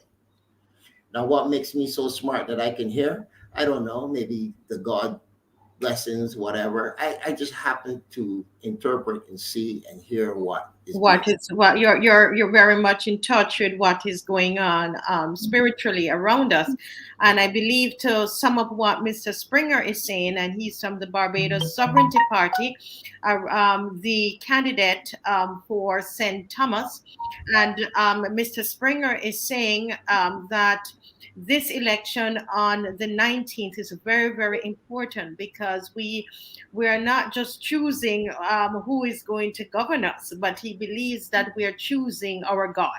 I believe that's what Mr. Springer said. Mr. Hoyt had a question here, Mr. Springer, Sure. on about the documents that you've served because you have just Yes, they were. filed an Yes, they injunction were. against the election um, Yes, that is happening, and who he's asking were the documents served on yes, the they were. immigrants. Can you Yes, they were. explain on that, please? Explain about. Well, when you file an emergency application, you have to then uh, identify who the principals are in that action, and then you have to have service performed on them, meaning the Mhm. documents are sent then by a bailiff or a marshal to Mhm. the individual, depending on who it is. Mhm. And that is exactly what took place this afternoon. Mm. Okay. I hope that answers your question, Mr. Hoyt. Mr. Hines is asking, he said, let me ask you, Mr. Kathleen Springer, in your canvassing, have you asked voters what is their view or opinion on political representation? He's asking, what does it mean to them? What are their expectations? Indeed, what are your views of the same? Do they coalesce with that of the voters? There's a lot of questions, but it's all connected Yes, here. it's all yes, yes. Very good question, Adrian Hines. And one day we will have a conversation. You can call me anytime, my friend. Marcia can give you the number. In any event, the people out there are asking a lot of questions about current representation. It's not BLP representation. It is about our system of representation. There are people that are telling me in my constituency that they have not seen a representative in 10 years or more. A young man just left here that does a lot of volunteer work with me. He just left here a couple of minutes ago. And he's out on the in the streets. He's out there talking to the people. And even the day of the poll, when I went to register as a candidate, I heard the people saying they were fed up that they don't see. Everybody takes them for granted. You give them the vote and they just disappear for 5 years, and then you see them. The lady said to me the other day, that's when I see my representative right there on the poll. I've been hearing that over and over and over again. Now, the Mhm. young man that just left here, he was unemployed for about over 2 years when I came across him. And he was living farther up in St. Thomas. I won't say where for his own identity, for his own protection. But he has a son and he's a single father. Mhm. And he wasn't working. But when I found out, I would give him a little $150 or $200, depending on how my pocket was feeling for that day. And if I give him 150 today and tomorrow he needed another 50, I'd give it to him if I have it. I'm not telling anyone that I have a ton of money in my pocket to give away. But what I'm saying is, at one point, he came and he started doing little odd things for me here and there. He would even drive me around in my cars. And it got to the point where he didn't have a car, but he had a son that had to get to school. And I gave him one of the cars. I said, you take that one. I gave it. I didn't even charge. I gave it to him, a little Mazda. And he drove that for some time, and he started getting odd jobs here and there, and he started making a few dollars, and he started getting around. Eventually, the car broke down, and he called me and he said, I just getting on my feet now and things going along, but I don't have the money to fix the car. I said, okay, bring the car back. So we got a wrecker, go get the car. And he came by my house. I gave him my Jeep. I said, take that. He's had that Jeep for a year and a half. If you see the condition of that Jeep, it looks newer than when I bought it. That man looks after this vehicle better than I take care of my other cars, because he really appreciates the fact that he has a vehicle. Now, he didn't pay for it because I didn't ask him for anything. And it's not given to him. I gave him the car, but not the Jeep. I loaned him the Jeep to drive. For a year and a half, he's been driving that. He now has a job, full-time job. Mm-hmm. He can maintain himself, maintain his child. In another year or so, I will expect him to promptly bring my Jeep back and put it back where he got it from, and have him start buying or paying for his own. The reason is that you have to give people a hand up. Mm-hmm. And is this gentleman a part of your constituency? Yes, he is. Mm-hmm. But at the time, he was not. He became a constituent only because I decided to run in the election. But at the time, I wasn't thinking about that. Mm-hmm. Mm-hmm. There's a young lady in St. Philip that has 3 children. And one day I was in my house, and I was driving actually on the street, and I saw her walking with the 3 kids. I used to admire her because, man, this girl's hustling early in the morning and hustling at night in the dark, walking with those 3 kids behind her. Mm-hmm. And she has to pass my house to get home. Mm-hmm. And one day I saw her hustling together. So I decided I'm going to go there. So I pulled up. I said, would you like a ride? And she said yes. And I took her to the bus. She'd actually missed the bus already. So to get to work, she would have been late. I drove her right into Bridgetown. Let me tell you, a couple of weeks later, I heard someone at my door. And when I came, it was her. And she was crying and she was upset. And she didn't have money to buy stuff for her kids to go to school. And school day was the next day. It hit my heart so much that I said to her, I didn't tell her at the time, just come to see me tomorrow morning. Tomorrow, the next day she came, and I took her in town. I said, buy what you need. Mm-hmm. I didn't tell her anything, just buy what you need. And she picked out the stuff. I didn't look over her shoulder. Matter of fact, I went in the park and sat down. I gave her some money, and I went and sat in the park, in Queen's Park, for a little bit and watched the people. And eventually she came, she called me and said she was finished. And when I came, she had these bags with uniforms and this and that. And she gave me the receipts and she gave me the rest of the money. I said, no, that's your money. I give you that. Is there anything else you need that money can buy? We went to the grocery store at Emerald City, and she bought groceries for her kids to have breakfast to go to school. Now, I say that not to pat myself on the back, but because, you see, any of us can fall down. All of us can fall down. But all it takes is one stroke of kindness to turn somebody around, to pull them up. And that same person that you pass by tonight walking on the street, hustling to get home to feed her kids, might be the same person as a nurse in the hospital that when you get sick, got to go and clean your behind. Mm-hmm. Or maybe the same person who is the janitor at the school where your children go to school, or whatever. I don't want to demean anyone or anything. A janitor's job is important too. But I'm saying, let us not look down on people.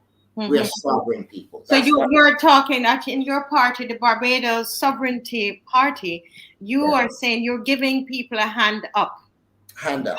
And I actually do have a video here that I want to share, about this is your profile video. And Yes, if you, because we only have a couple more minutes, 6 minutes actually, yes. before we close, and tonight, and we're going to be doing the APP has their the manifesto launch that is coming up. So let me just take this opportunity to show this video to our audience tonight. Thank you. Yes, thank you. Out of many scattered, we are one. Swa, oh, swa, oh, swa, oh, swa, oh.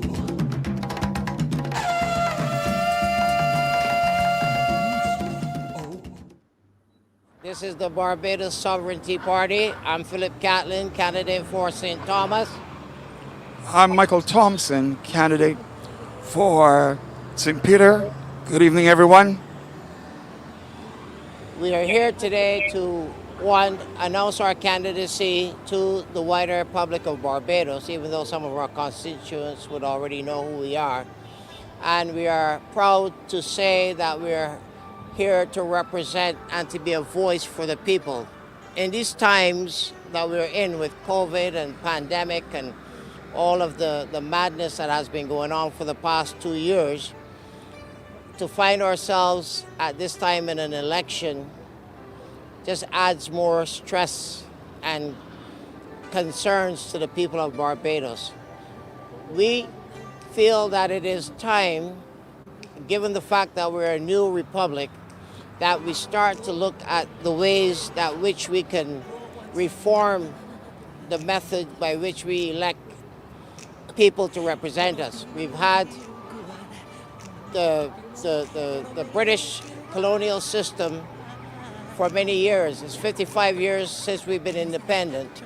And in 55 years, nothing has changed much in the way of improving the lives of the average Barbadian. We can see that Barbadians at this time is in what many will call a situation of hardship. Hardship because we are in lockdowns, many people are out of jobs, many children are stuck away in their homes. Most parents have issues with who they leave their children with, all because of the pandemic. And then, on top of it, we have issues where some people do not get proper water, proper bus systems. And in my parish, where I'm running, we're having a whole lot of issues there that needs to be clarified. Most of the young people are out of jobs. They want to know where the jobs are going to be. They want to know if there's going to be anything created for them that can make a difference in their lives. We're more here to say to the people, we're coming to you to find out from you what you want. A manifesto is good, but if we do not know what the people want, what you want is important. The most important thing is how you feel, how you want to wake up tomorrow or after this election. In order for our people to get back to where we should be as a strong people, a righteous people, a God-fearing people, we're going to need to have a righteous government ahead of us. Not a situation where you're here and there and everywhere. We have to focus. The majority of the people here in Barbados are said to be Igbo or Ibu or Hebrew. And if you're Hebrew, this is the calling. These are the times of the calling where the kingdom has come. But if the kingdom has come, are you prepared for it? We should be prepared to meet the Most High God in the time that is set. This is the time that is set, and we can see the trial and tribulation of these times. So, if you see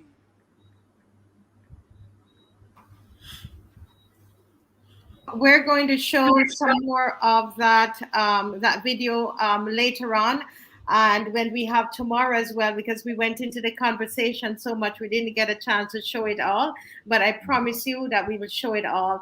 But we would have had this time an hour and a half for BSP, and we're going to now go over to APP.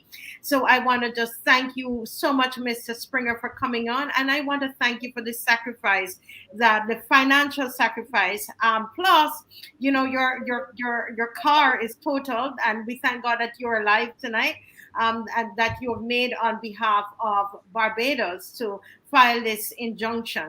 So thank you so very much, Mr. Springer, and all the best to you and the Barbados Sovereignty Party. Thank you. What a great Thank you, and thank the audience. And I want to say it's always a pleasure, Marcia. Thank you. Yes, God bless you. God bless you, sir. Thank you. Thank you. Well, we're going to go right now into the live for APP. So we're getting that set up, that feed set up for you at this time, as they are going to be sharing their manifesto. And so we ask you to share the live at this time. And here we go.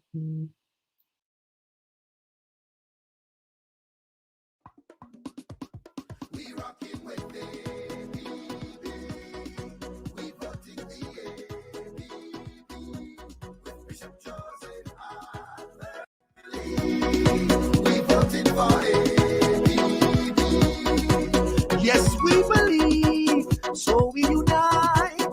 Together, hand in hand, we stand up, yes, to fight corruption that's so denied.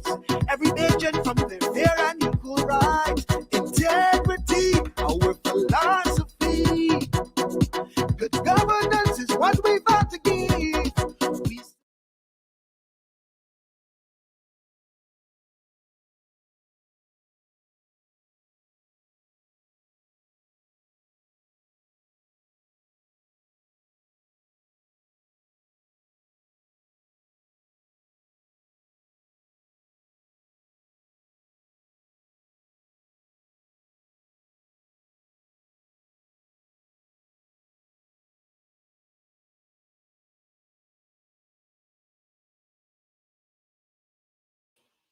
Okay, so we're having just a challenge with getting the feed in, but we're working on it. We're working on it. We don't want to miss the APP manifesto that is going to be coming to us live right here. So we're just working on that, trying to get it all ready, and we're asking you to share the live. And when you do that, you're helping the younger parties. All right, we're helping the younger parties. I'm seeing Dr. Bishop Morgan is on tonight, and he's saying the battle does not end on election day. We must continue to fight for the soul of the nation over the next few years. The battle continues within and beyond the parliament. And that is very, very, very sound advice to us, sound advice. Thank you, Bishop Peter Morgan, who's been a guest on this show, and he is hailing from Jamaica, from Jamaica, and I know is praying for Barbados at this time. And we are seeking to bring to you live the APP launch. We're seeking to get that to you live at this moment. So we're just asking you to just to hang on, just having a little challenge with that at this time. Thank you so very much. As you wait, just wait a little bit. In fact, let's bring to you another video at this time, and as we wait.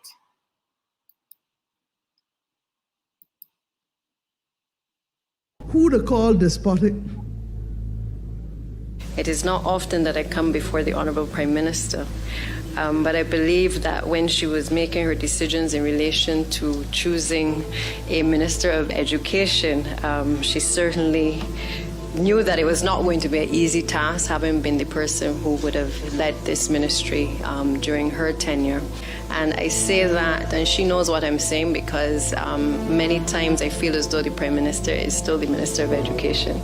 I feel as though the Prime Minister is still the Minister of Education. Who to call despotic? The Barbados Labour Party is now allowing itself to become no more than a cushion to bear the imprint of the object that is sitting upon it.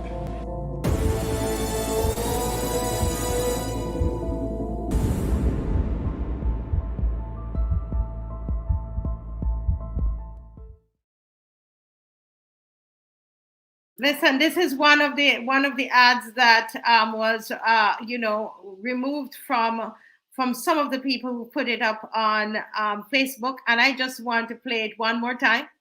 We're going to play it one more time because we have the file for it, even though for some people they have taken it down. I don't know why, but we're just going to play it one more time. Who to call despotic? It is not often that I come before the Honorable Prime Minister, but I believe that when she was making her decisions in relation to choosing a Minister of Education, she certainly knew that it was not going to be an easy task, having been the person who would have led this ministry during her tenure. And I say that, and she knows what I'm saying, because many times I feel as though the Prime Minister is still the Minister of Education. I feel as though the Prime Minister is still the Minister of Education. Who to call despotic? The Barbados Labour Party is now allowing itself to become no more than a cushion to bear the imprint of the object that is sitting upon it.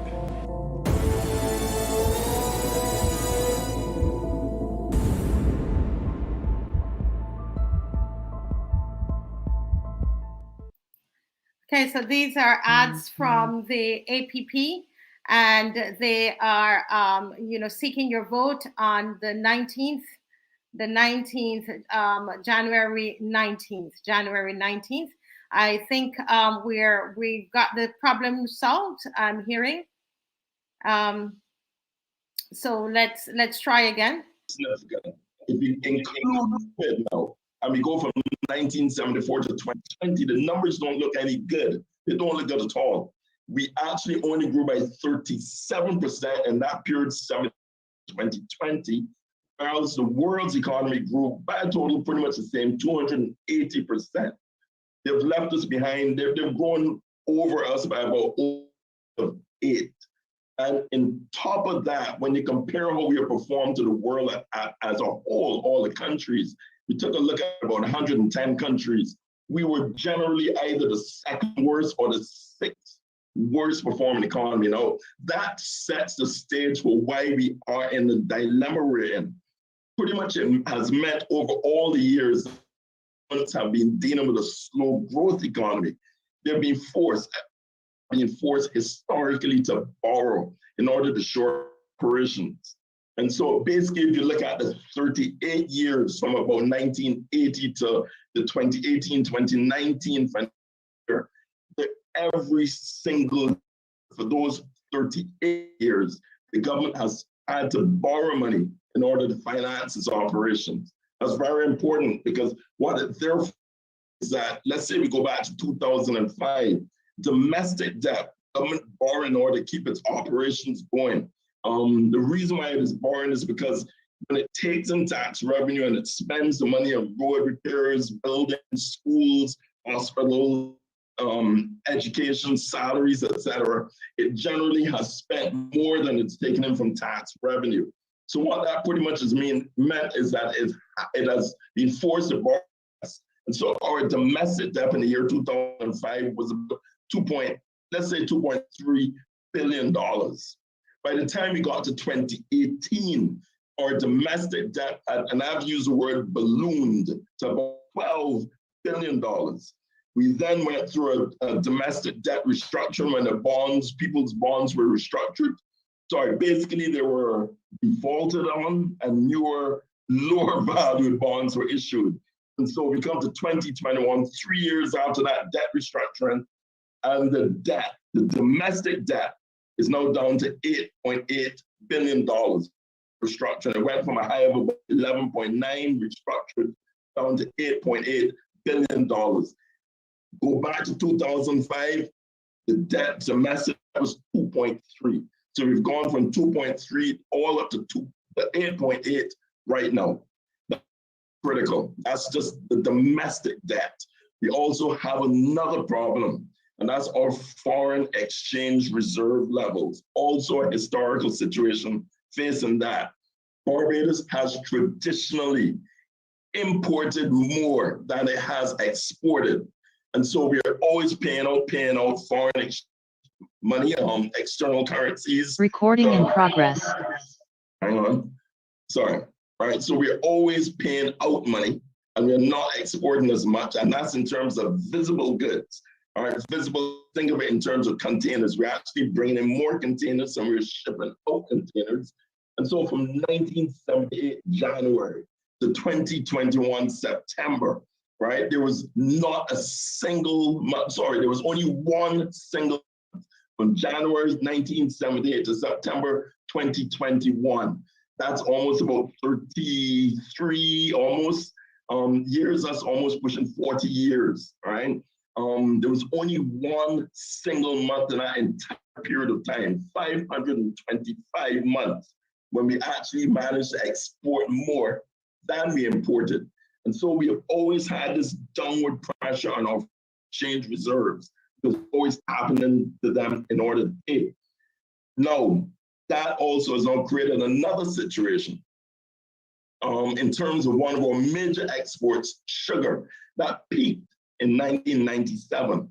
And basically that's even now being surpassed by rum. But our major export, our major product that we now have, and it's really one product that deals with the external markets, is tourism. That's it, just tourism.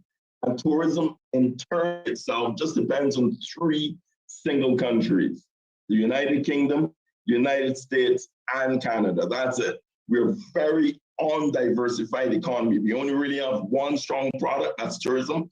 And that in itself only depends on just three single markets: United Kingdom, United States, and Canada. That's it. Very undiversified and therefore high risk. So when we come into a situation like what we have come into right now with the COVID crisis, what has therefore happened out of that is that, well, our foreign exchange reserve levels have plummeted. And so we have now had to go into a different type of debt. We've now had to rely on an external financial institution, in this case, the IMF, in order to shore up our foreign exchange reserve levels. And we have now gone into the IMF and borrowed as much as 854 million Barbados dollars as at December 2021. $854 million, 2021. In 1992, we went to the IMF, we borrowed $41 million. In 1982, we were in the hands of the IMF, we borrowed $68 million. So I'm looking at 68 million in 1982. I'm looking at 41 in 1992 versus 854 million in 2021 from the IMF because of our foreign exchange reserve levels priority. And on top of that, because we are in an IMF program and we are now constrained in terms of our domestic bond, how much we can borrow domestically from the locals. And that came about, if you remember, because of the whole domestic bond restructuring program. We are now relying heavily on external debt. And so external debt was about 2 in 2008. That's pretty much doubled the $4.2 billion in 2021. So just as a quick intro, how do we get out of this? What really is needed at this point in time really is technology. In the 1640s, Barbados was pretty much like what it is right now, kind of slow moving, kind of bleak, right? Crops, tobacco, cotton. Then technology was introduced in the form of sugarcane technology bought here from Brazil and with the Jewish migrants. They bought in sugarcane technology, they bought access to international markets, multiple markets. They bought the cane culture itself. And that itself has now evolved to what we have in terms of rum. And so the solution to slow growth economy at that time in the 1640s was the introduction of new technology, allowed the island to become a it allowed the island to become a very strong economy and a principal player in the international markets. So as we go on tonight and as Hero expands on it, that's where we are at right now. We can only go forward with new technologies. There's a digital economy worth $11.3 trillion, and there's a cultural services industries worth $2.3 trillion also. So I'm going to end off here. Thank you very much. Thank you so much, Bruce Hennis. Bruce Hennis is our candidate for St. Philip South, and he is an excellent analyst, and you must take his message into consideration. Like any planner, any developer, you want to know where you are before you are able to build a plan to go forward. And so Bruce has kind of laid out to us understanding of what our country is going through. And then basically we need to now put things in place to ensure we can come out of this. Unfortunately, I mean, all we're hearing right now is all the promises of grandeur, but no one is bringing the public up to speed on what's happening around us in real time. And so for that, Bruce, I want to thank you for a real-time breakdown of where we are financially, because it does impact on how we move forward as a country and how we move forward as political entities and our political going to solve the problems that we have before us. So right now, I want to take this moment to introduce the Deputy of the Alliance Party for Progress, Ms. Lynette Eastman. She is the candidate for St. Philip West. And I know that she's busy working in St. Philip West. So I'm hoping that those of you who can hear us and who live in St. Philip West and St. Philip South to make sure that you give some over to these two wonderful individuals, these son and daughter of the soil, who are working tirelessly to ensure that we can have a future that we all can be proud of. So Ms. I would like for you to take over now and give us your presentation. Thank you very much, Everton. And I should say that Everton is the candidate in St. George South, as he might not remember to mention that. I want to thank all of you here for giving us the opportunity to come into your homes and whatever space you're in at the moment in order to present our manifesto to you. Now, this manifesto we have developed not only with our own thoughts, but actually we have had the opportunity to discuss these issues with many individuals, canvass the constituency, and therefore already input from the people of Barbados, because we fundamentally believe that's what democracy is about. And that is how we intend to proceed, that as representatives, we would not just put our ideas on the table, but we would converse with constituents, develop ideas, and present them as representatives, true representatives of the people. I would like to focus really on 3 matters from the manifesto. And you can read the manifesto and go into these issues in greater detail. The first has to do with youth engagement. This is of concern to many people and should be, because whenever we go to the newspapers and we see that there is a violent crime, quite often we realize that the individuals involved are under 25 years old. Sometimes they're still within their teens. And this must be a concern to many of us, because what it means is that young people are not transitioning successfully from childhood into adulthood. This is something that we must look at very quickly. We have situations now where young people are expelled from school and there's no follow-up. There's no follow-up from government at all. It is really left to the parents, the friends, family, to try to find some other school to get that child into. And essentially, if no one wants to take the child ends up staying at home, maybe in with friends, with older people, and then they become victims as individuals who are up to less than legitimate activity tend to prey on them. And quite often this is where it starts. We also have situations where young people are introduced to the criminal justice system while they're at school, when they're in their teens. We believe that this is inappropriate and that some positive interventions have to be made when we realize that children are, quite often we recognize that they're at risk from birth, but there are no interventions for them. You know, in discussing this matter with some constituents, they actually said, well, maybe what we need is training for parents from very early when they become parents. Quite often, little human being, and they don't know much about how to raise the child. So these interventions are important. We believe that there should be a specific program for young people to transition from childhood into adulthood, and then even learning institutions, secondary school, tertiary, into the working world. Now, there are many cultures that have a tradition of transitioning from childhood to adulthood. We have lost ours. So there's a need to create one. It should be introduced into the schools and into the,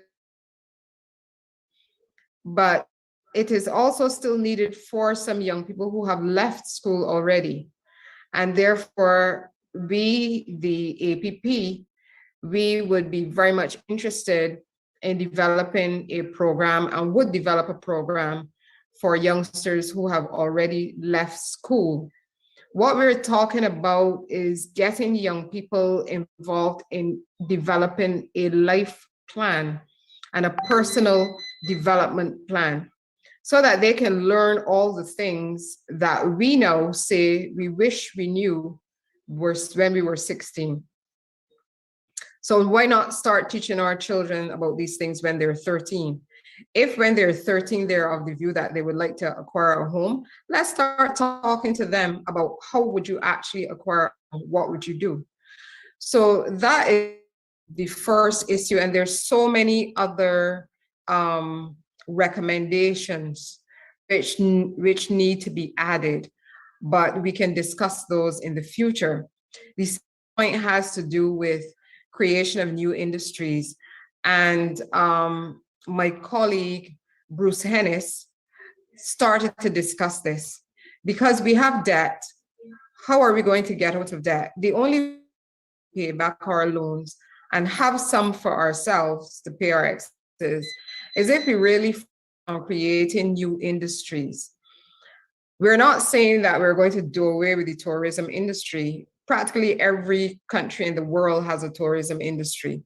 So yes, we do need to have that tourism industry, but it is a tradition for Barbados and other countries as well, and other states and provinces, to relook what you're doing in your economy and seek to develop new industries. The new industry that we have focused on is the creative, technology, and cultural sector. And we believe that these sectors can be bound together in order to create an industry. The reason that we believe this is important is when we look internationally, we see that this industry is actually, what should I say, there is quite a bit of revenue that is generated from this industry. We also see that it is COVID resilient. All of us continue to get our programs from CNN and wherever else. That is part of the creative sector using technology. The second point is that we already have a base for this in Barbados. There are already, as we know, individuals from Barbados, in Barbados, who are creating music, and they're able to sell it abroad.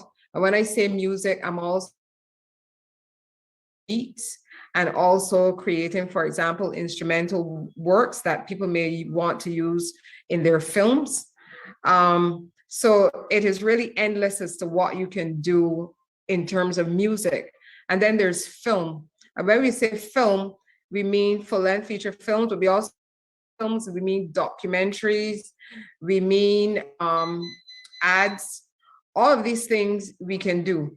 And then when it comes to technology, we already have Barbadians who are involved in creating software in Barbados. Some of them have never gone abroad to study. They're straight out of our universities and schools, and they're creating software in Barbados for sale to companies abroad, and they're earning income out of that. So the point I'm making is that we already have in our infancy an industry. When we created the international business sector, we created it almost from scratch. We had to put legislation in place. We created new entities. This is a sector that is already in existence, but it needs investment and it needs a structure. And what do I mean by investment? I do not mean offering artists the opportunity to paint murals or giving musicians a gig at Independence or at Cropova. I'm talking about building an industry where some of the things that I mentioned and many more, because I know those in the creative sector, they would have so many ideas themselves. But to develop this industry, especially focusing on export. Now, when I say structure, our recommendation is that we need to set up a ministry particularly for this, not to attach it to another ministry. The focus of this industry would be to build for export, to develop for export, to create for export. Yet be consumed in Barbados as well, but our focus would be export, to earn foreign exchange, to ensure that our people who are in the creative and technology sectors and cultural sectors are engaged on a full-time basis, that they earn money on a monthly basis, not that it is seasonal, which is part of the difficulty. We believe that if we focus on a new industry, and that is the one that we suggest, but attached to that is going to be also other sectors like education that could very well be a part of that cultural, creative, and technology sector, where we can have students here coming to study in Paradise and bring in their foreign exchange to us. My third point has to do with the NGO sector, a sector that has been neglected, I think, and really has not been recognized as being as important as it can be and should be in Barbados. One of the recommendations coming out with respect to this sector is to give it a seat at the social partnership table, and we agree with that. And we have embraced that and made that recommendation coming out of our manifesto. That is what we would do given the opportunity. We would also ensure that there is an umbrella organization for the NGO sector, which would be supported by government. There's certain fundamental things that such an organization would need. Over time, they may be able to wean themselves off of any government support, but initially, we need to support the NGO sector. And I make that point too in connection with the youth and with the creative and cultural and technology sector, because there are NGOs who are engaged in those activities. And certainly, if, for example, with young people, some of the interventions for them could be through non-governmental organizations. So we believe that the NGO sector is very, very important to our continued development. In addition to providing the social services which they now provide, and those also which have a community base, because community is so important. And we saw that during COVID, how we all needed to go back to working together and working with each other. So the NGO sector has a key role to play. And when they are strengthened, it means then that they can bring resources into Barbados, because there's some resources that are allocated internationally for the NGO sector, which government cannot access, nor the private sector. So if they were strong enough, they would be able to bring international resources to Barbados. I'm going to end my presentation there on those two issues. As I said before, there's more in the manifesto for you to see. So I want to thank you, and I will hand you back over to Everton Holligan. Thank you so much, Lynette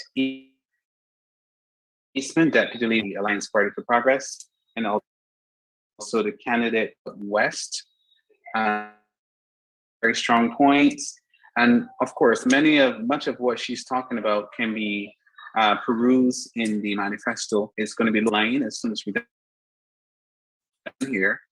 You should be able to find that at appbarbados.org on our website. And you can give any of our candidates a copy, so we can send you virtually as well, so that you can have it. Key things that I think are important, Mr. Bruce Hennis, he started talking that trap that we're in, and he made some very telling points. He spoke of 92, we borrowed $41 million from the IMF, and then 19, oh gosh, I think I have the numbers. It was 41 million, and then it was 68 million, but now we're at a whopping $854 million that we borrowed from the IMF.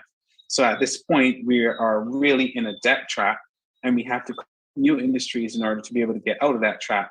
So just to go over that, in 1982, we borrowed 68 million. In 1992, we borrowed 4 million, correct. And in 2021, we borrowed 854 million.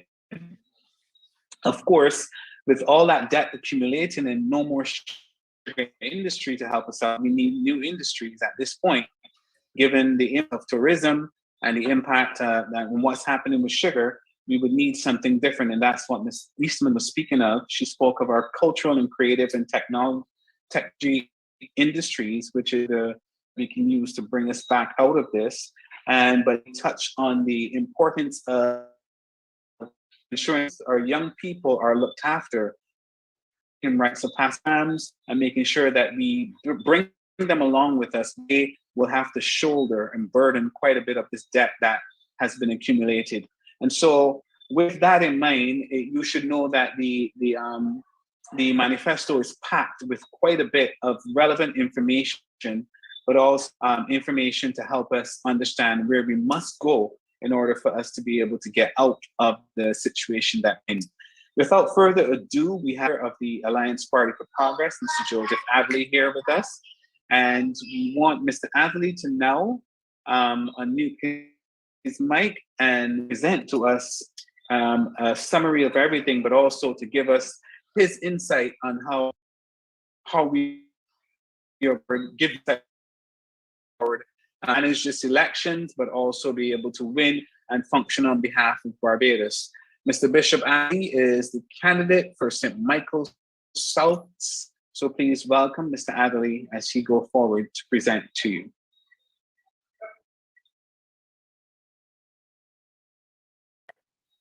Mr. Adley, you're muted, please.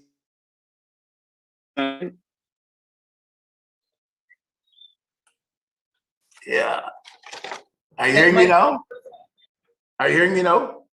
Yes, loud and clear, loud and clear. Thank you very much, Everton, and good evening to everybody. Thank you so much for joining us for this program as we launch the manifesto of the Alliance Party for Progress. I believe very strongly, Everton, that government's primary responsibility, it is an imperative. Government must make a revolutionary, meaningfully revolutionary, strong difference in the lives of the people of the nation that it leads.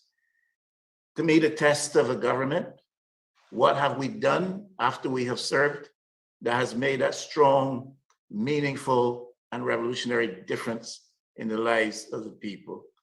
One might say the government of this day is 3.5 years old, but what signals have we seen that suggest that this government is embarked upon a path that will bring about that strong, meaningful, and revolutionary change amidst the lives of the people of this country?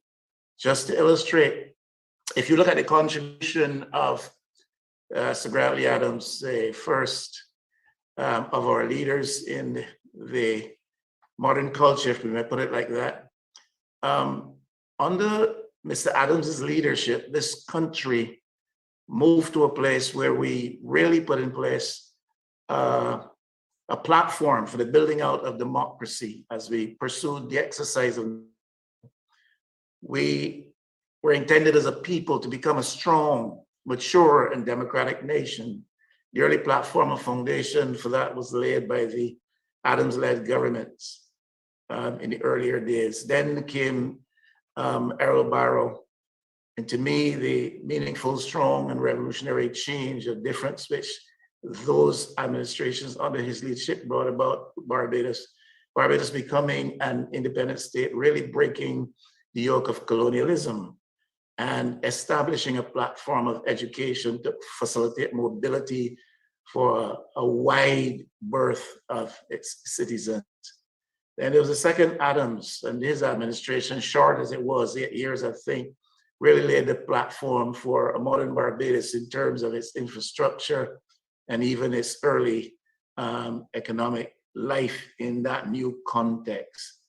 Of course, there was the issue of land, particularly so in rural Barbados, but to some extent also in urban Barbados through the tenantries freehold legislation. That was strong, that was meaningful, that was revolutionary change. Many of us are where we are today because of that. Then under Owen Arthur, we had an expansion program of urbanization and rural development, upscaling of the initiative with respect to land ownership. That changed aesthetics, it changed position of many in urban Barbados and rural Barbados who came into ownership of land and who therefore were able to improve the quality of housing, making for the Barbados we see today.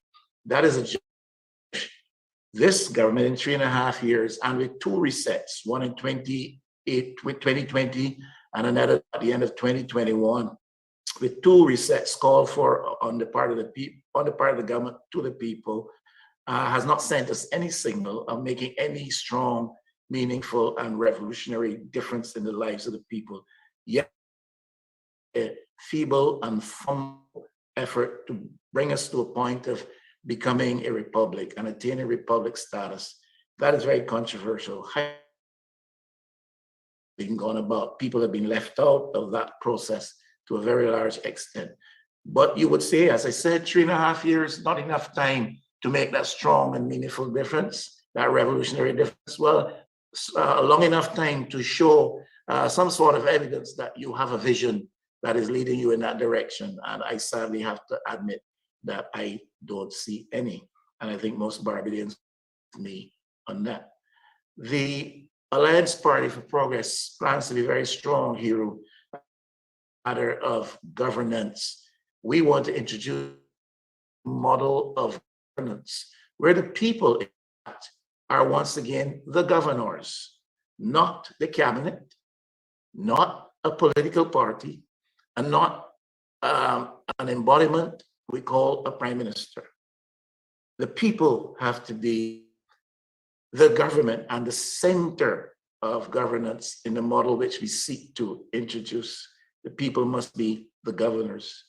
People-centered, people-led government with high levels of accountability and strong mechanisms. We have committed to that.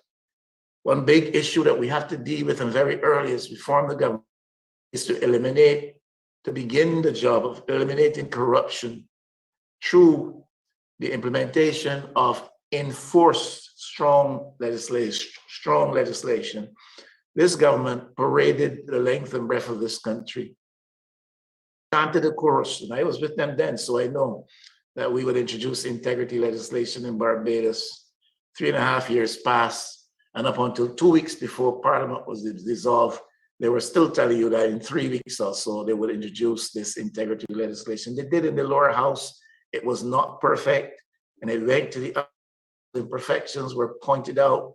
It was sent back to the lower house, and for a long time it lay in abeyance. Finally, just a couple of months ago, it raised its head again in the lower house, and then was deferred for the pursuit, for the action. We were promised early in the new year. Rather than get that, we had the dissolution of Parliament and the calling of an election in very questionable circumstances. The APP will move hastily to put in place measures to deal with the bad business of corruption in Barbados. One areas we will tackle very early is to make sure that there are higher levels of accountability, more frequent reporting of ministers with respect to their portfolio to the Parliament of Barbados and to the people of Barbados. And this will become an imperative. These are things which will be mandated. We look towards implementing electoral reforms in Barbados. We need to have proper financing of political parties. We need to have proper financing of elections, so we do not have this skewed situation where the party in government that holds the purse seems to think it holds all of the power, and it uses the power of that purse to its advantage and to the disadvantage of political parties, meaning by extension, disadvantage to people. We need electoral reforms, even in the way the Parliament is constituted. We need electoral reforms even with respect to our system of representation. This first past the post system is seriously open to question. Perhaps more proportional representation will give a more adequate reflection of how people feel out there. We look to offer a brighter day to Barbados and a better deal for Barbadians. Our future is just ahead if Barbadians would elect an APP government. And one of our principal pursuits as we start government will be to make sure that that new governance model is introduced, unfolded, and I've given you some elements of what might very well be involved there. We need to rescue democracy in Barbados. What do I mean by that? Look, if we're going to be engaging in a wholesome nation building exercise, we need to ensure that the practice of democracy is maturing. We have been stagnant as far as that is concerned. No real and significant changes have taken place in the way we do things with respect to governance, with respect to our electoral practices.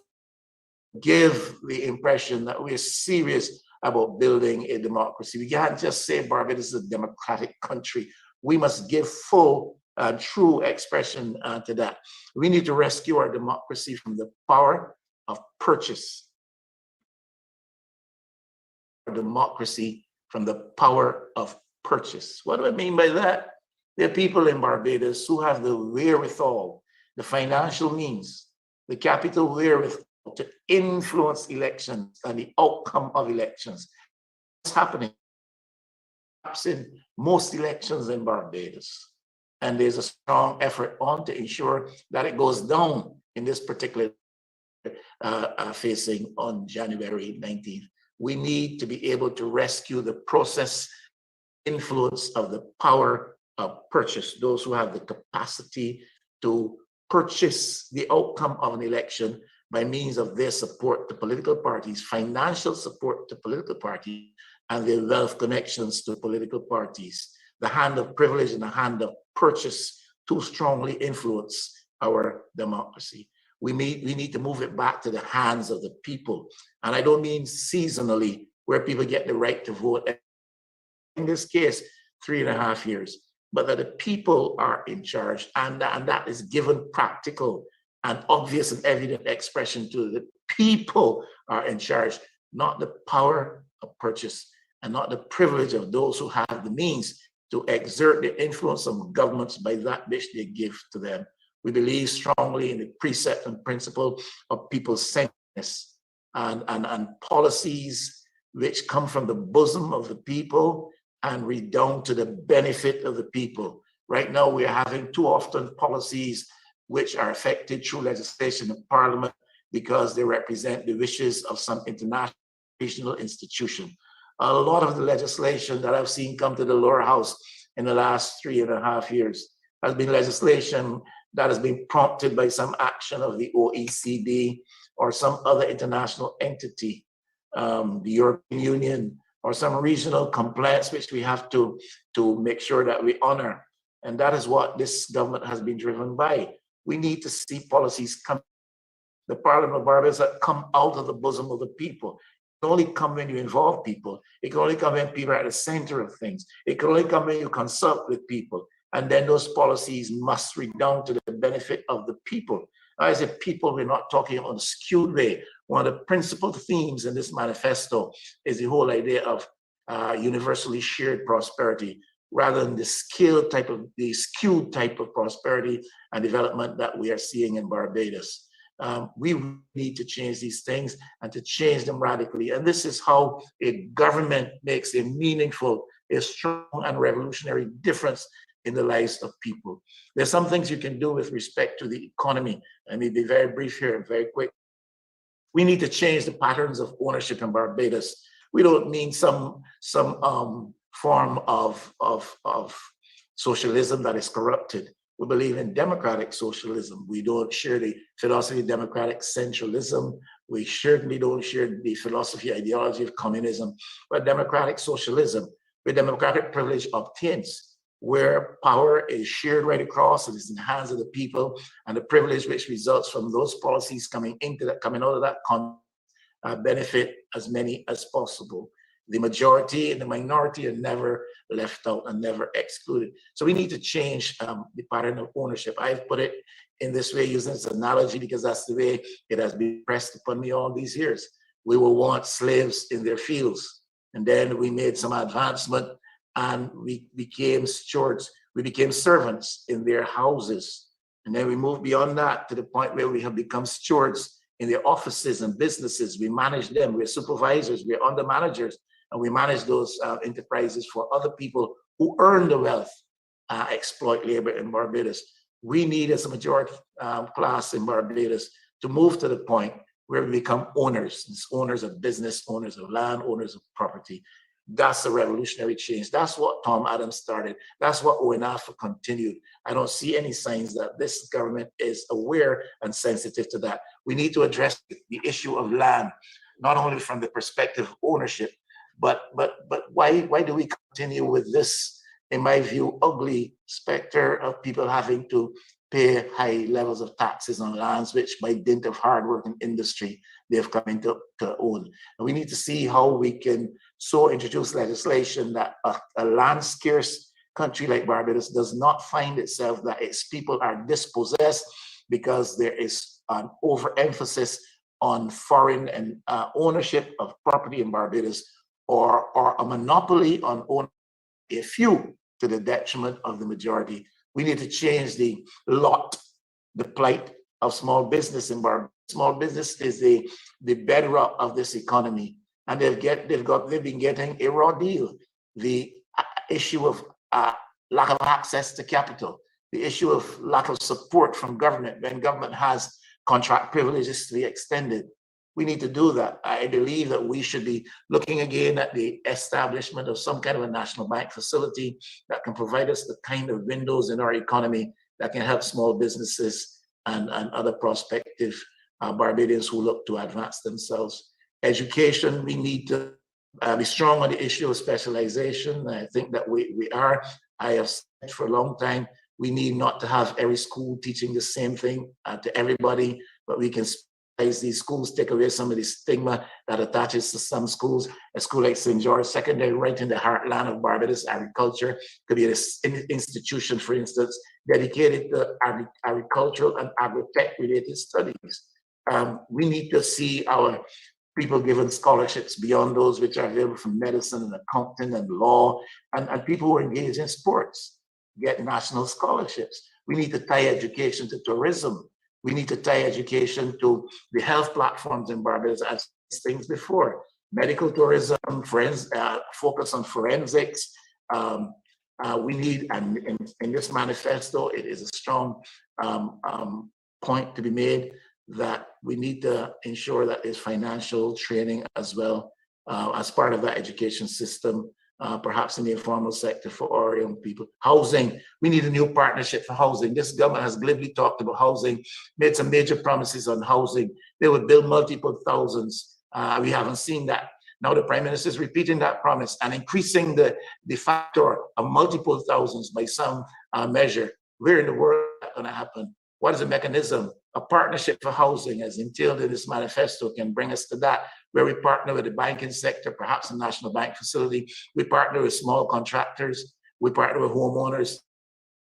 You know, government puts up the land, government extends some credit to small contractors on building equipment and tools and materials to bring the cost down. And we have a special window, perhaps in the National Bank, that extends credit, a low interest, simply enough to carry the cost of operating that housing window. But we need a proper partnership for housing. Transport in Barbados is an area, a sector in our economy. It comes under social policy, but also comes under economic policy, where we need to really reform and do meaningful change. The government of the day, in our context, a government in Barbados should not be the principal provider of public transport. Provide a regulatory framework, manage the regulatory role, give some taxes and duties to operators of private sector, let them get bigger buses at cheaper costs, facilitate them, encourage them in the formation of cooperatives, and let's go. Government can retain the responsibility for the social aspects of transport to perhaps people who have limited access, and perhaps to provide transport at the non-profit groups and non-profitable hours.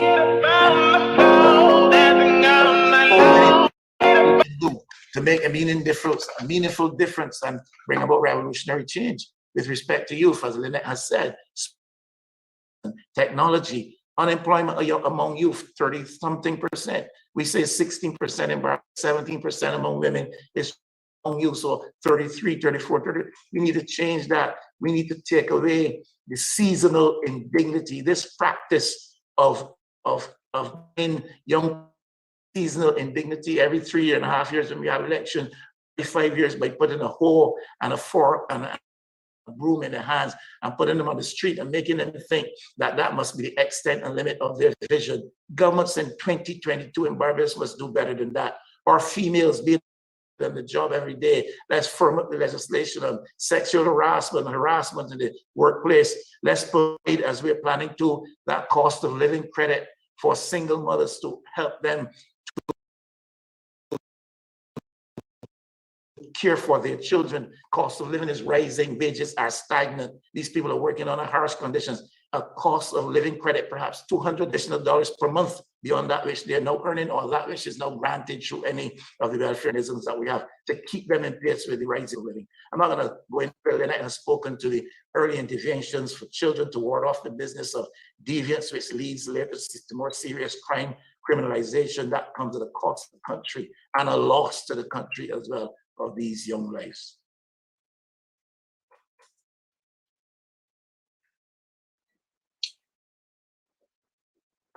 Thank you so much, Mr. Adley. This is Bishop Joseph Adley, the candidate for St. Michael Central, as we are coming to the end of our launch for the manifesto. And you would imagine that Mr. Adley touched on many different points there, all covered in some degree in the manifesto.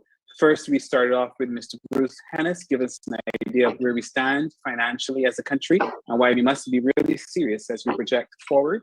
Ms. Annette Eastman spoke of issues related to the benefits of looking to the cultural and industries in a way in which we can generate a new industry to generate revenue on behalf of our country, so we can start to climb out of that debt trap that Mr. Bruce Hennis spoke of earlier. And then Mr. Joseph Adley would have rounded it all up just to give you little snippets of some of the essential topics that are covered in the manifesto and the ideas of people of Barbados in cohesion with the Alliance Party for Progress as we project how we will move forward. Some of those things that Mr. Adley would have talked about was a meaningful strong difference in which an APP would make a revolutionary difference to the lives of the people, ensuring that there is a transformation with our governance model, which is crucial because we need to nip corruption in the bud, and we need to make sure that our people are included in the decision-making processes of our country, and they are aware of how things are actually happening in real time. And so our governance model will have to be reviewed. We look at improved public services. We're looking at integrity legislation as a primary driver. One of the first things that we would work on is ensuring that again, so that we can again account for the people's money. We're looking at health of this legislation, of this manifesto, particularly right now in this COVID environment. The health of our people is crucial. We do know that is as a result of the high cases of NCDs that is causing so much trouble with persons who are having negative outcomes with COVID. So we have to do something to revolutionize our whole health environment. And that's also a part of our manifesto. We're looking at the environment. We cannot leave out the environment. We also have to look at the electoral reforms Mr. Adley would have spoken of, election funding and how that impacts the population negatively. And so the electoral reform that has to be put in place, we look at proportional representation, all of these essential components of governing a country on behalf of the citizens to ensure that they can benefit from it. We have that all mapped out in our manifesto. So you can go online at appbarbados.org and you'll be able to read more details of the manifesto, and then, or you can request WhatsApp from any of our candidates who will be able to share with you so that you can begin to dig in to our manifesto. And with that, thank you for being here this evening, for participating in this journey. Make sure that we really can explore the content of this manifesto, but also to let you know the day out to ensure that we can do better for our citizens so our country can evolve and manifest the great data that it. Have a wonderful evening, and we appreciate you taking the time being here. Good night.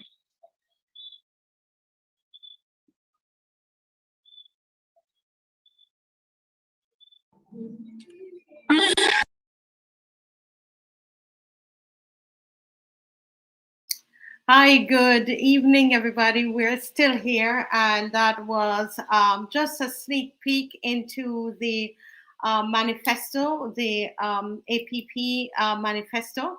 And as I said, we have with us Dr. Veronica Evelyn, who's right here with us on our screen, right here on screen in our studio tonight. And we're hoping that Dr. AGARD would be able to join us. And Dr. Evelyn, I am so thrilled to have you here with us in the studio. And I'm sure you have been listening attentively. I have been. And what are your thoughts about the what you've heard so far in the manifesto? Well, it sounds good. And I will go to what I know best, because I'm a sociologist. I am a former guidance counselor and social worker. And so the youth, I mean, that's my heart. And yes, it is true that we have a lot of at-risk youth. And it's not just school leavers, but it is persons in school who, for different reasons, are not able to make the most of an education. And so we do need to go into looking at what is the cause of all of this. Is it the environment? Is it parenting? What is going on? Because you think of a child, all children are born, I mean, just completely malleable. You know, you can mold them, you can shape them into anything you want. However, there are too many children that are born with a distinct advantage, and others that are born with a distinct disadvantage. And that has always been my concern.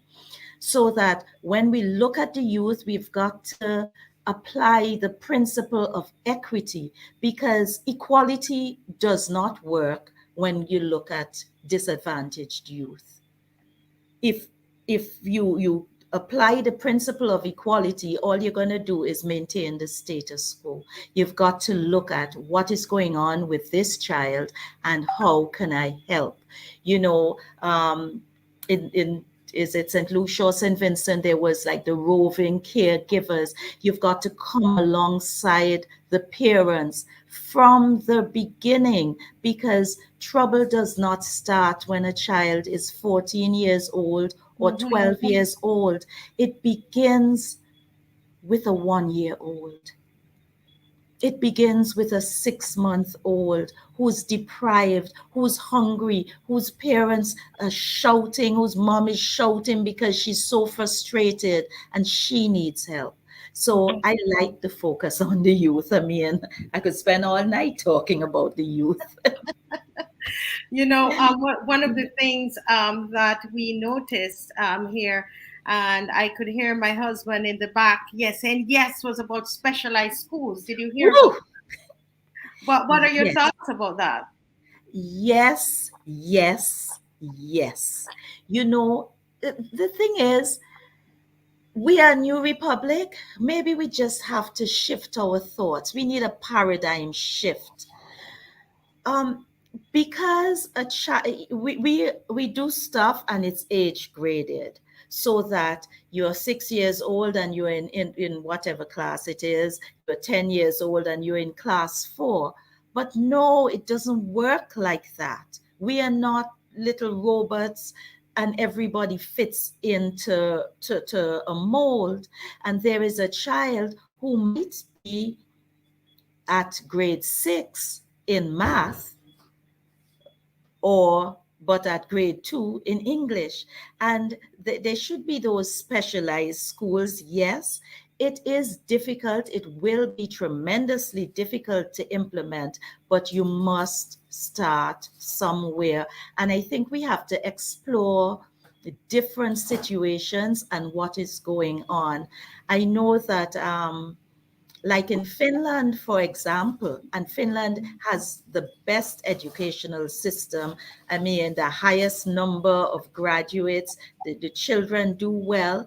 But guess what? 6 years old, they start school. They do not get homework. Now, I cannot imagine how that works. I can't imagine how it works. However, I know that it does. So that we have to shift our paradigms. We have to understand. I am thinking now of a case in point of a little child, like around, I think it was about 4 or 5 years old, in one of those infants classes, getting 0. And you ask the teacher, well, what do you mean with this child getting 0 for everything? You know what the teacher said? Oh, he ain't got no brain. Well, some good person took that child. He is now 12 years old. You should see him. Well spoken.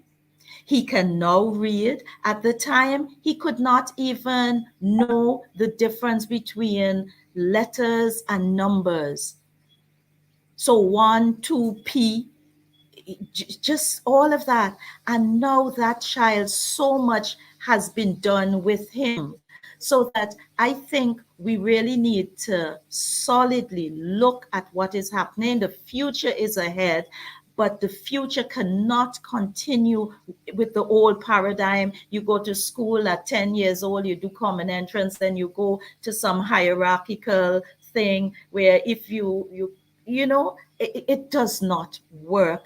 I would like to see us work with multiple intelligences, recognize what our children can do, and have schools. Now, I'm not just talking about children who don't know and who are incapable, because that's one end. But what about those very, very, very smart children who are just dead bored with the average, because quick I mean, you give them work, bam, they finish 100%. You need a special school for them as well, so that it takes a lot of thinking, a lot of planning. It is not easy because you have to deconstruct, first of all, mentally, our idea of school. We have to study other societies and what is happening. We have to get away from this age graded thing. Who says that because a child is 16, they have to leave school? For goodness sake, if they have to stay till they're 20 or 22 to get that solid base, let them stay without discrimination and without anybody looking down on them. So we're talking a lot of change, and we're speaking of the future when maybe you are not around and I'm not around, but it has to start now. If it does not start, where will we go? One person says success is one step in the right direction, and one step for our youth, especially the youth that are at risk from the time they leave their mother's womb, is to have a paradigm shift.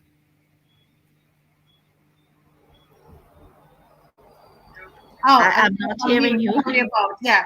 I Yeah. really love the emphasis there is on specialized schools, and I really love what you were saying about that, and how important it is to really focus on education for the future that is ahead. I'm seeing in the studio as well, Dr. Evelyn, one of our candidates here for St. Philip North, and he is I'm getting a feedback on his microphone. I'm hoping we can get it fixed. But that is Mr. Nigel Newton is in, but I'm getting a feedback on his microphone, so I'll wait until that is fixed, and then we'll have him making some comments. But Dr. Evelyn, I saw you. We're talking about the future is ahead, and it says here on the APP Alliance, a brighter day, a better deal for Barbadians. And we talk about school, and they're talking about employment and so on. But I think what is foremost on your heart is about family, because without a strong family in terms of the futures ahead, and I've seen you put out some very powerful videos, and you're talking about the silly season and why it shouldn't be the silly season, because we're talking about our future here. Can you shed some light on that? Yes. Well, and I'm going to come from a biblical perspective.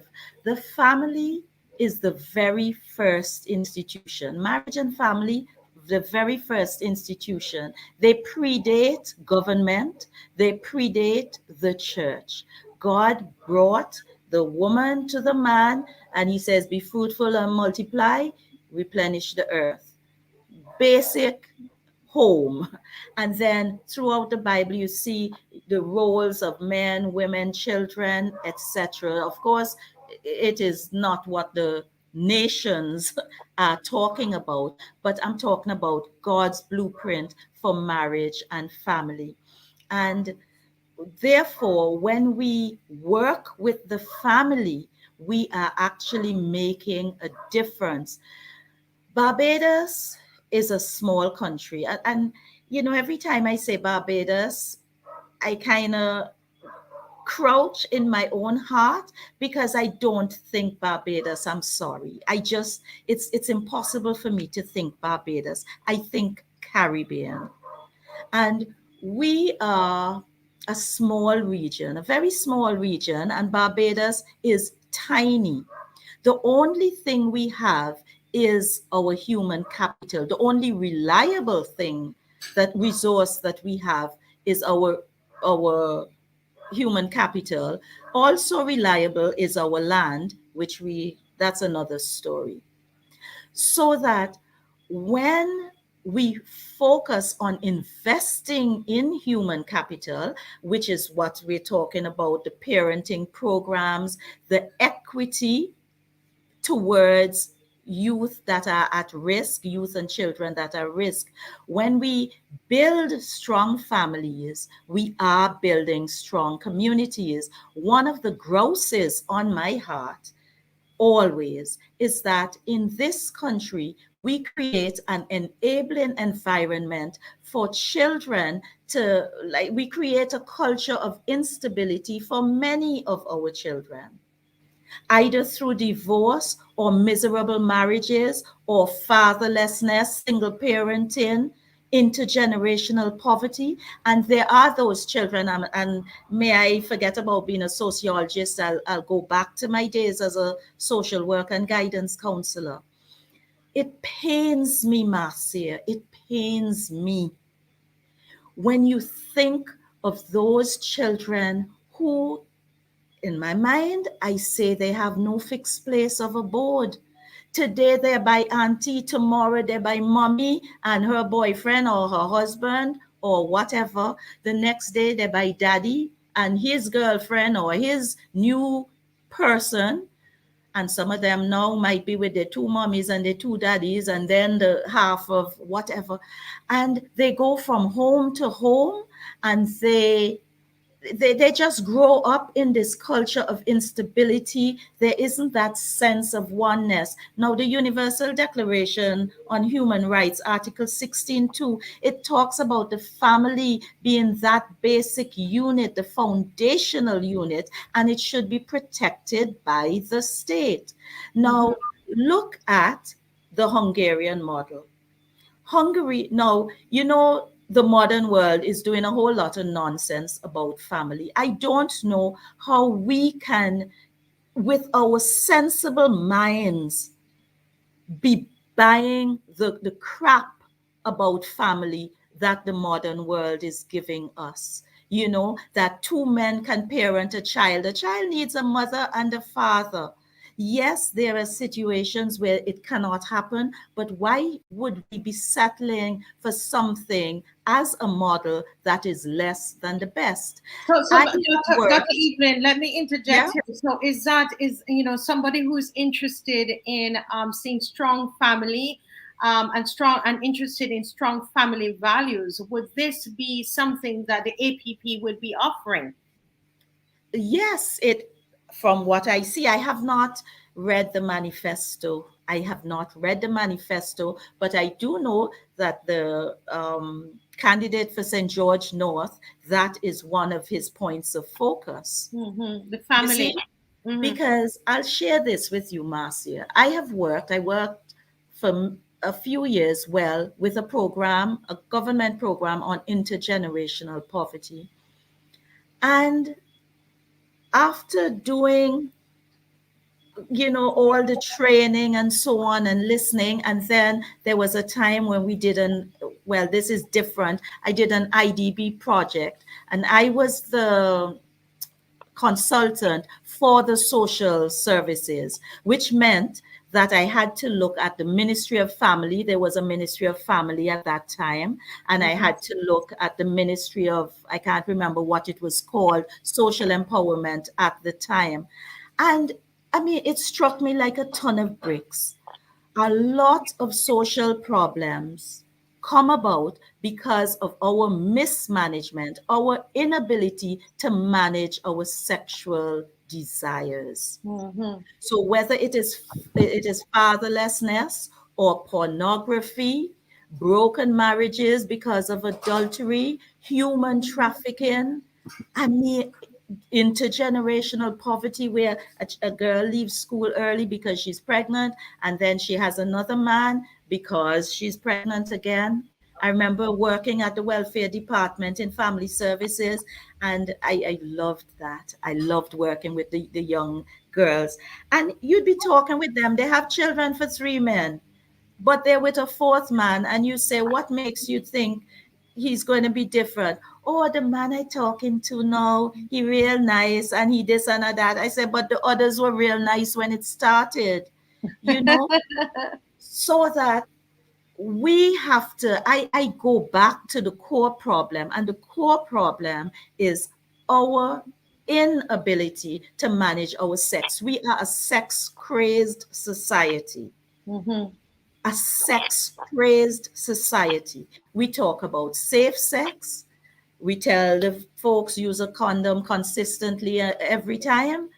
But then what? What of this child that comes? What of the sins of abortion that it causes? What of the children that it causes to be brought into the world, to be subjected and doomed almost to a life of poverty? So the family really must get strong attention. And when you look at Hungary now, what did Hungary do? Hungary realized that the modern world was chatting a whole lot of crap. So that in 2011, they had their constitution. The first thing they did, strengthen the marriage laws to make sure that it said that marriage was between one man, biological man, and a biological woman. Bam. Then they created all kinds of policies and they called themselves a family-friendly country. Their birth rate was down. I mean, really dangerously down. No, it isn't anymore. And if you see the kind of help that the government gives, it's also a hand up. It's not just a handout. But caring, they even have where grandmothers can have, how is it? It's not that they have time off work, but they facilitate things so that grandmothers can take care of the children. You know, a woman, I think, is this Finland or Hungary, up to 3 years can stay in their job without losing their job just to take care of that child. Now, where would we get the money? I am not sure, but we've got to start. And one of the things that I would love to do is to study that society in Finland, because in the 60s, economically, they were where we are at. Maybe they were a little better off. But between that and now, the crisis of a few years ago did not affect them very much. The financial meltdown did not affect them very much. And why? Because of the kind of strategies that they employed, because of their educational system, because of, you know, and we need to look at countries like that. We need to look at Singapore and find out what's going on there, what's going on in Hungary, what's going on in Finland. But somehow, I don't know, we just have this block and all we see is Canada, UK, and the US. And not Canada, looking at and the US, the other yes, they have their money, but they are not the best examples for me. And I think for the Caribbean, in terms of how we raise our children and how we take, okay, let's just say that we need to make things culturally relevant. I'll stop there. Well, I mean, this is so awesome. I didn't know about Hungary. I know about Singapore and I know about their economy and how great they're doing, but I didn't understand about the family, the strength of the family. Now, I also have another supporter of APP here, and that's Dr. Maria AGARD. And one of the things that APP is really, really big on is the rights of people. And I actually saw something that just came out where they're talking about even just, you know, the rights of in terms of your body, because, you know, we have, you know, the whole thing of mandatory vaccination. And while I'm sure that APP is not against vaccination, I think one of the things that they want to be sure of is that people have that right to choose. And we see, you know, right now where there are quite a number of persons, thousands of people who would not even be eligible to vote. And I know that this is something that matters a lot to APP. So I'm going to ask Dr. Maria AGARD to really speak on that. So let me use this opportunity to welcome her to the studio. Welcome, Dr. AGARD. Thank you, Marcia. Good evening, everyone. It's really good to be here. Yes, yes, we know it's a little late, but we were just watching the APP manifesto, and I'm so very excited to see it, presented in such a wonderful way, and I'm excited to see the younger parties, to present something that's so crisp and looks so good, and I can't wait to get in it and start to read some more. That's true. That's true. And I'm so happy for that development because I believe that Barbadians are looking for practical solutions to our problems. We're not looking for any fluff. We're not looking for any pie in the sky promises. Barbadians are an aware people. We're well educated, and Barbadians want their government to enter into confidence with them and to let them know the truth. We can work together to find the necessary solutions, So I'm happy that the APP has produced a manifesto of very practical solutions. They're exciting solutions, they're contemporary solutions.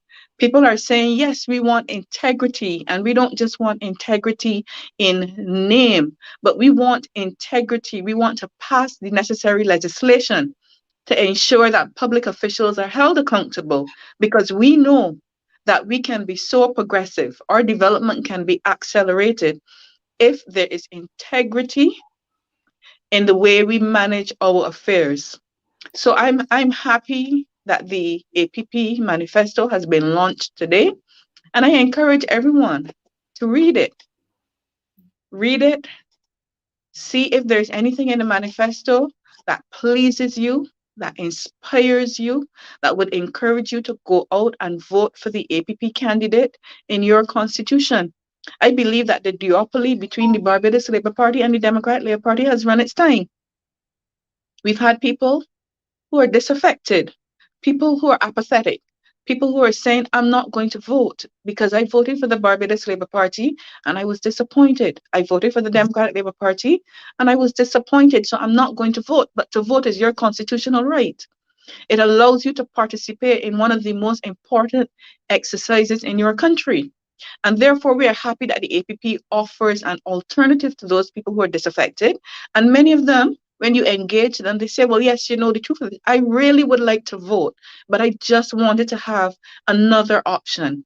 And the APP has come, and we are serving a very important purpose in allowing Barbadians to have another alternative, a fresh and inspiring alternative.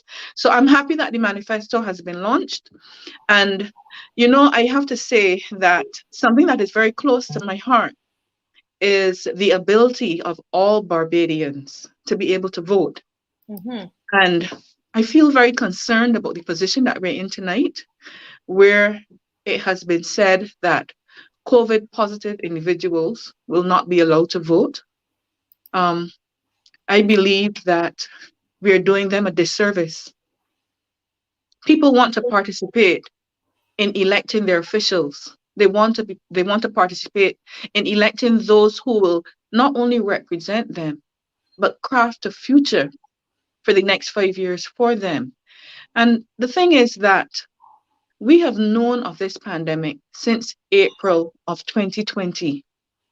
It's been almost 24 months. It was declared a pandemic, I believe it was April. And so we knew at some point that we were going to face the issue of staging an election in the midst of a pandemic. We knew that. And I feel that we had a duty. We had an absolute duty to put the necessary legislation in place to facilitate those who would be afflicted during the period of election. And, I go further because we are a member state of the Commonwealth. And in September of 2020, the Commonwealth Secretariat launched a paper to provide guidelines for member states to follow, to provide the necessary legislation to make the necessary adjustments, to be as fair and free and as inclusive as possible. And I feel that Barbados, in calling this early election, in as much as we call it an early election, Barbados had from April of 2020, or at worst from September of 2020, almost 15 months, we had as a nation the opportunity to bring the necessary legislation to Parliament so that it could be debated and passed in the House of Assembly to ensure that any election that we stage would be as inclusive as possible. And we dropped the ball. We have dropped the ball, and it concerns me. The silence in this entire development concerns me because it does not sit well with me that we have thousands of individuals who are going to be disenfranchised come Wednesday. And what concerns me even more is that not only will a COVID positive individual not be allowed to vote because they are in isolation, but entire households will not be allowed to vote because there may be one or two COVID positive individuals in that household. So imagine that your spouse is COVID positive, yes.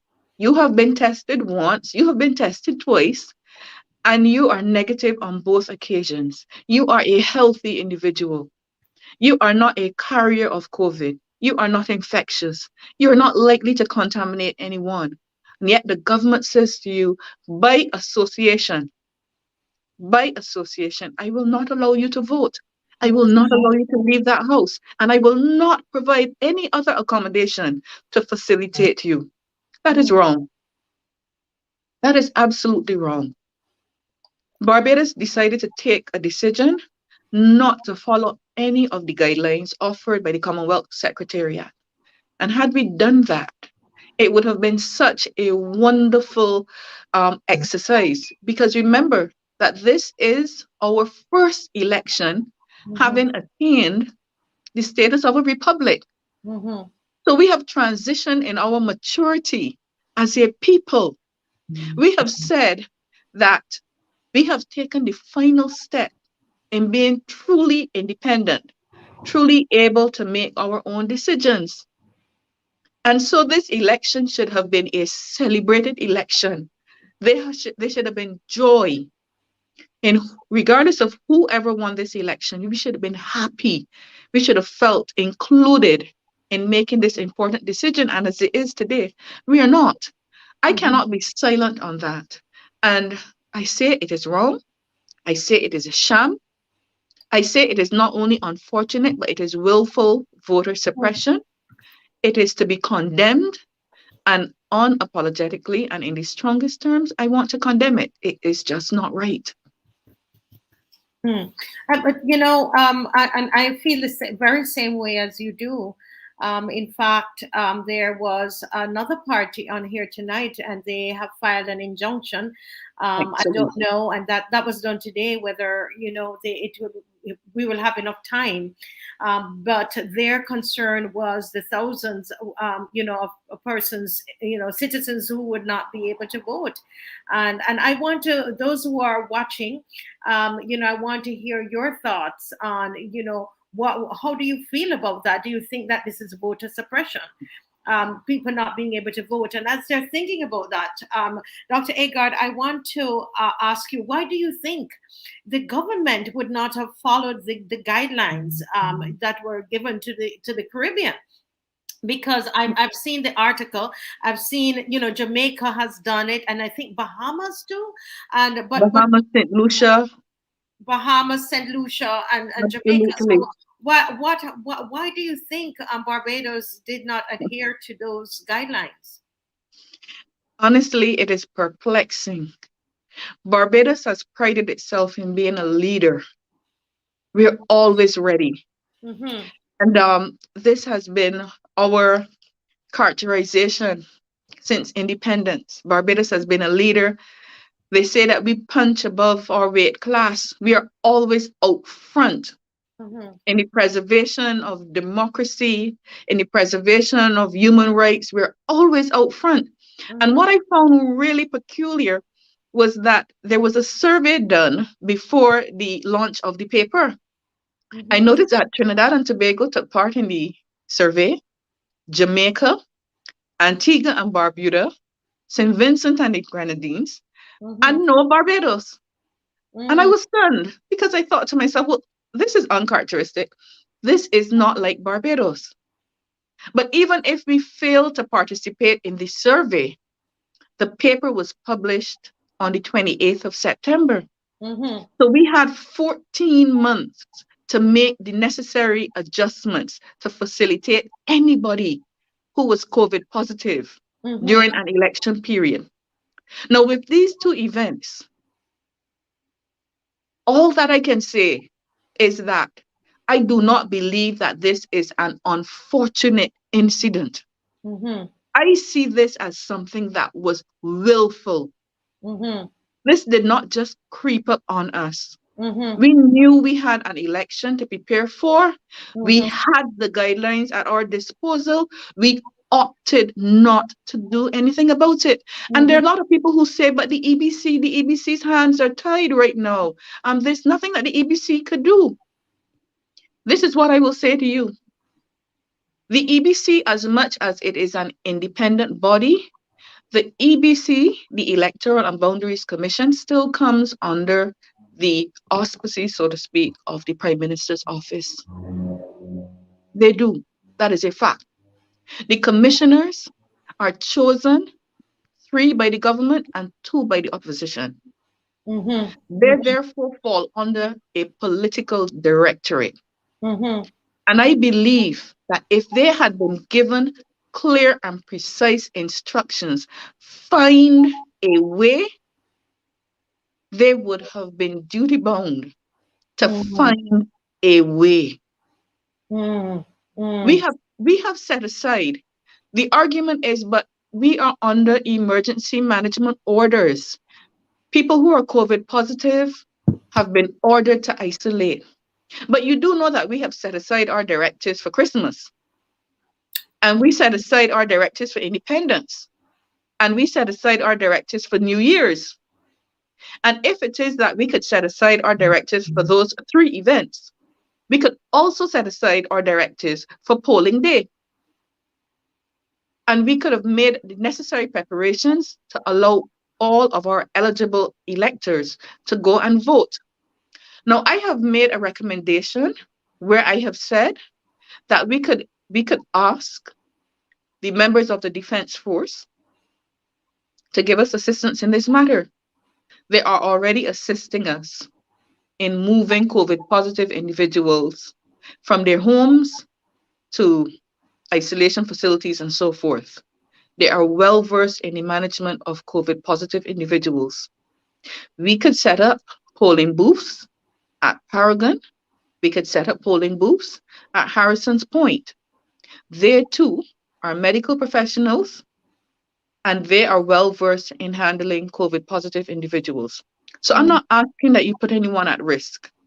I'm saying let us use the people we already have who are familiar with managing COVID positive individuals.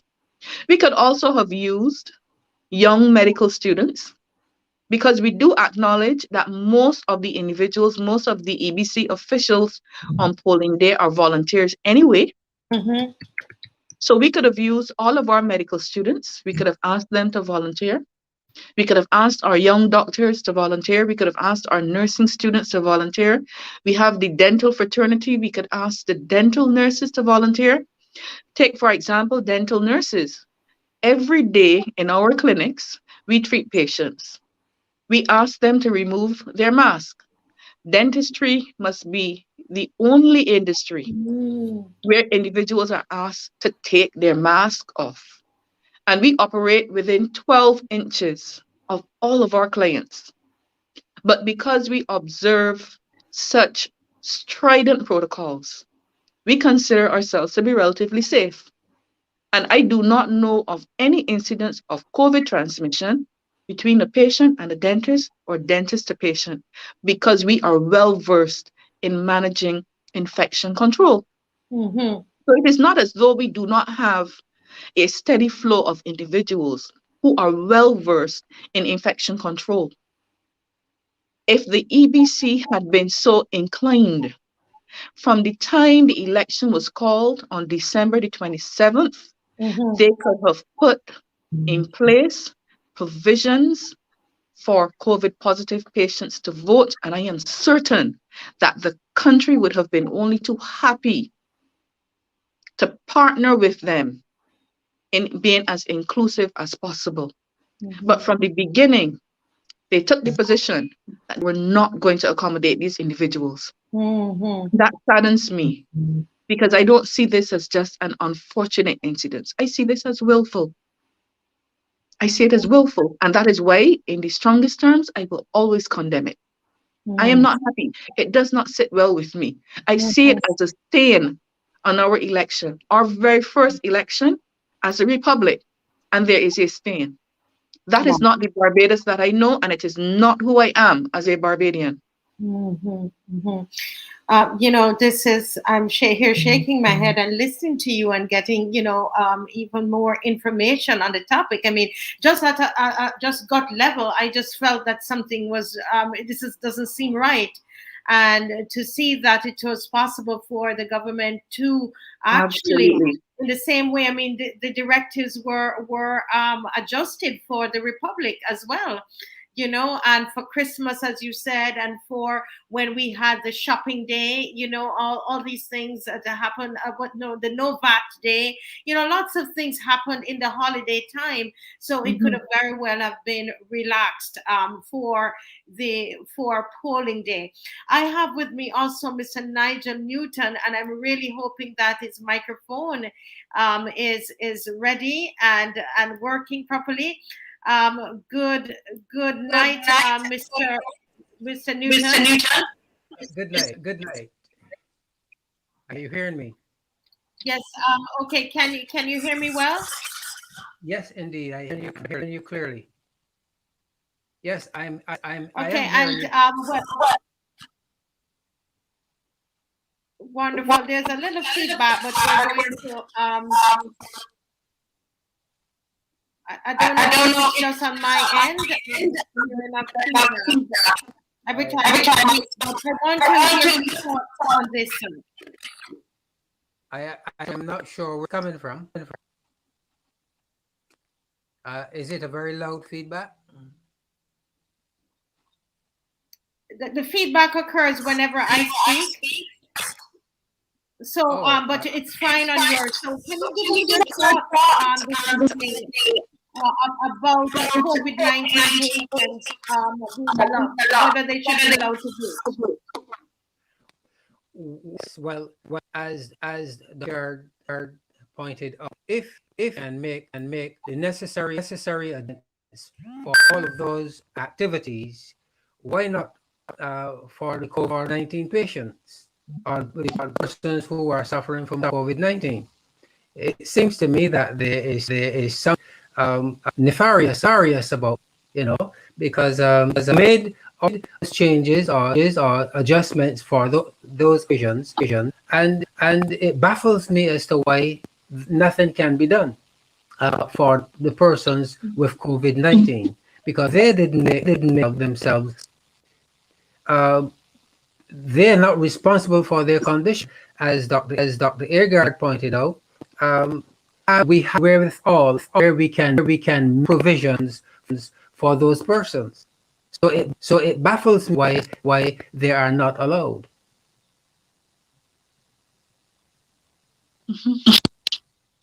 And I'm still hearing the feedback. Unfortunately, I don't know. Do you have another one? Are you listening to the show on something else? No, I'm not listening to it on any other thing.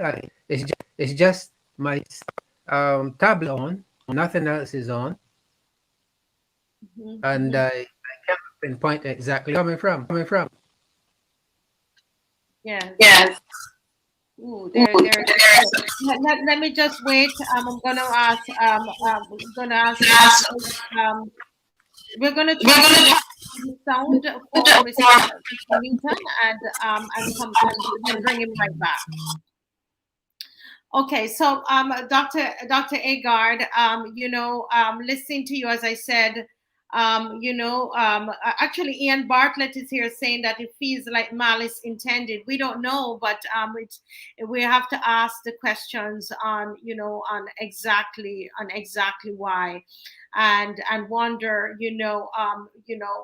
how it's going to affect people. I know persons who are infected, and they're really concerned at this time.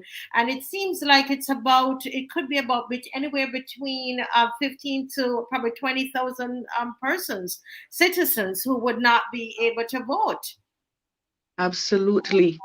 This is a travesty taking place in our country, and it is taking place to the silence of those who should be speaking out. We should have the medical fraternity speaking out, especially in defense of people who are not COVID positive, but who have been prohibited by association. We should also have the legal profession as a body giving some opinion on this matter. Because you see, Barbadians would be inclined to think, but I don't really think a COVID positive person should be allowed to vote. I mean, we have sick people in the hospital and sick people can't vote. I hear that a lot. So what are your thoughts on that? Well, the thing about it is that sick people have never been prohibited from voting before.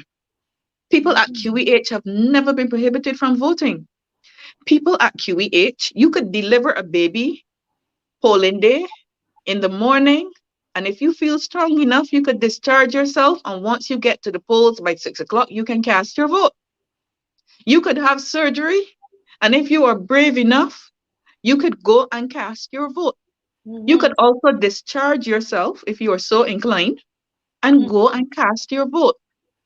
People at QEH who do not vote by virtue of incapacitation. In other words, they're too weak. They're too ill. Okay. Okay, they might be hooked up to a drip, IV line, whatever, a catheter. So they do not vote by virtue of incapacitation. But there has never been a law that says an individual at QEH cannot vote. The same thing with the geriatric hospital.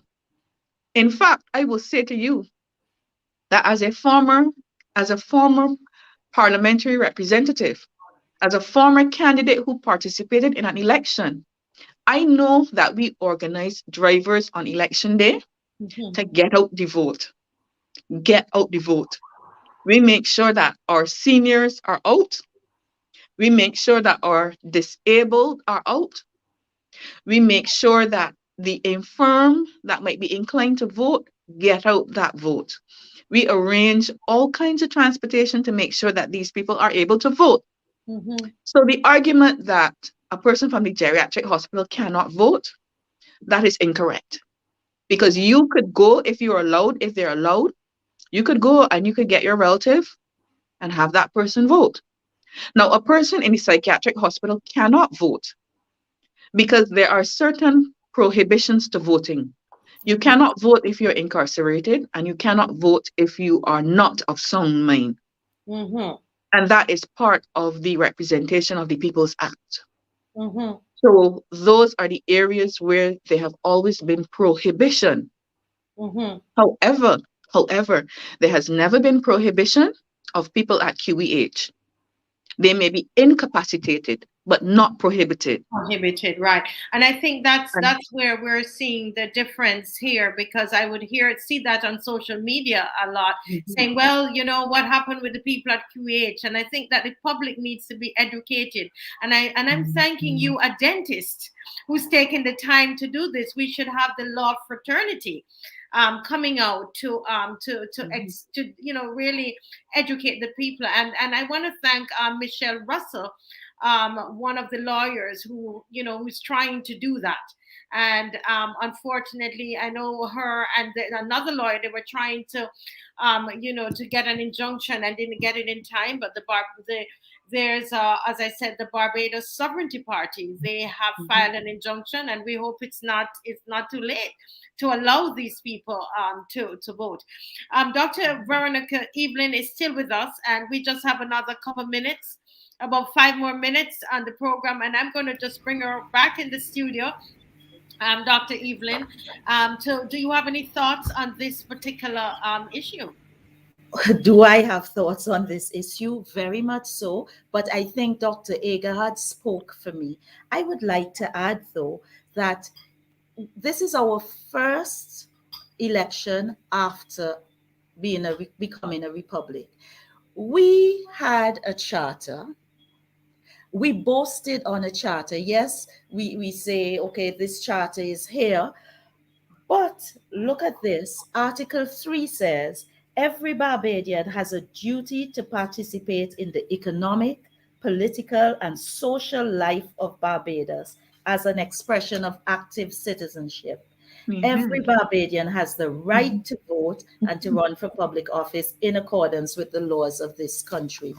And it is baffling, you know. I wrote an article. I said it's a worrisome election. It is very worrisome because here you have a government that deliberately and knowingly has failed to put in place the correct mechanisms so that persons can vote. Now, we are comparing it with persons in QEH who might be incapacitated and so on, but it goes beyond that. We're looking at numbers, okay? You have persons fortuitously, okay, they're in the hospital or they're wherever they're at and they can't come out to vote. But now we have persons who are COVID positive. We have persons who are in isolation, and we have persons who are quarantined, and we have persons who, by association, can not go to vote. So that if, let's say, we have over 4,000 now, if each of them comes from a household of 3, and I can tell you that we have some households in Barbados that is much more than 3. 3 times 4 is 12. Barbados is a tiny country. How on earth? I think it was grossly irresponsible of the government. Grossly irresponsible and insensitive. Somebody said that it must be a malicious act. I don't think it was. I think that this snap election was a surprise even to the members of cabinet. I think it was a surprise even to the Prime Minister herself. It was not just a snap election, it was a swift snap election for some reason which only the Lord knows. And because it was a snap election, then they could not go with the guidelines by the Commonwealth Secretariat because they did not have enough time. That's my interpretation. I could be 100% wrong. But something does not compute. Something does not compute. And yesterday, my husband and I were talking about a voice that we used to hear in this country on matters like that. That voice has been silenced. You know, that legal voice, that voice of authority that was fair and just, and that would have been standing up and saying, no, no, no, people have a right to vote. I mean, you don't vote every week or every year. Absolutely. Once in 5 years. Well, we have been now doing it 3.5 years. But how can you, in good conscience, not put mechanisms in place? As Dr. AGARD said, there's Paragon, there are other, I mean, we have done some brilliant things.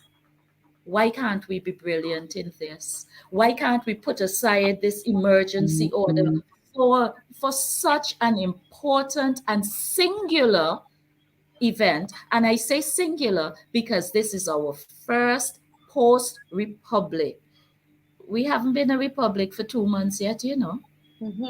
You mean this is the way that we're going? And we have a charter here that talks about justice and inclusiveness, and your first act is to take several The thousand to disadvantage. say you can't vote. It does not make sense. It does not make sense. Wow. We're But all here baffled. Go ahead, Dr. Agard. if I may interject, why it does not make sense is that there will actually be more people disenfranchised who do not have COVID than those who do. Because we currently have about maybe 5,000, possibly 6,000 people. And as Dr. Veronica said, if you live in a house with a companion or two, they're also prohibited from voting. So you may have 6,000 individuals who are COVID positive, but you may have 12,000 associates who are not COVID positive and still prohibited. Now, that is a very serious matter. And I noticed that the EBC chairman, if I may just very quickly read what he said today, he said that COVID positive 19 patients in isolation were prevented from voting on polling day solely because of the COVID-19 directive currently in force under the Emergency Management Act, which prohibits those persons from leaving isolation for any reason. And I note once again the deliberate omission of their associates. In other words, I'm saying, don't even talk to me about the COVID-19 patients. Talk to me about their housemates who are COVID negative, but who are still blocked from voting. You know, think about it this way. You have a little boy. Your little boy goes to school. He gets COVID from someone in school. He's 5 years old, but you're the parent. You're a healthy parent. The father is a healthy father.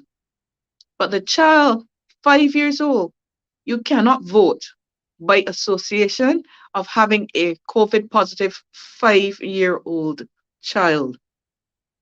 We are disenfranchising healthy individuals.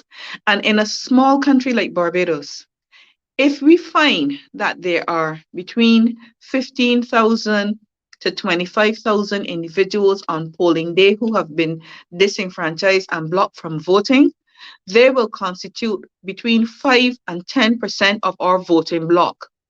Do we feel comfortable knowing that 10% of Barbadians who were eligible to vote were blocked from voting, even though many of them might have been healthy? Can we honestly say that we have held free and fair elections, knowing that 10% of the electorate possibly wanting to vote, but not being able to vote? But I'm going to go further, and I'm going to be really brave about what I'm going to say. If we were to look at the demographics of those who are afflicted by COVID and those who are confined to their homes, we will find that middle-class Barbadians and upper-class Barbadians will not be affected as much as ordinary Barbadians, because upper and middle-class Barbadians tend to live maybe one person in a house, 2 or 3 people in a house. And that will be the extent of their dislocation. But think about an ordinary family where there are multiple generations of individuals in that house. You may have children, you have a mother and father, you have grandmother and grandfather, you may even have aunts and uncles.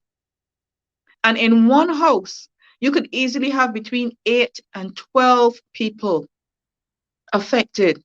I'm saying that the ordinary class or the poor class individuals will be disproportionately affected by this prohibition. We are going to find that marginalized people, people who are already marginalized, people who are already blocked out of participating in a lot of important cultural, financial, and business activities will again be blocked out of this very necessary exercise. That's a problem for me. That's a travesty. I am sitting here, and I'm just shaking my head and just trying to imagine myself being in that position. I'm trying everything, taking my vitamins and doing it because I want to make sure I'm the 19th I vote. You know, Good. it's so important to me, you know, that this happens. And wow, this is but Ian Bartlett, you know, is saying, I think they know that the majority of Barbados are against the dictatorship, so the strategy is to take the majority out of the vote, and that gives them a chance to strategically win the election with the purpose, with this purposely created. And you know, that's his view on that.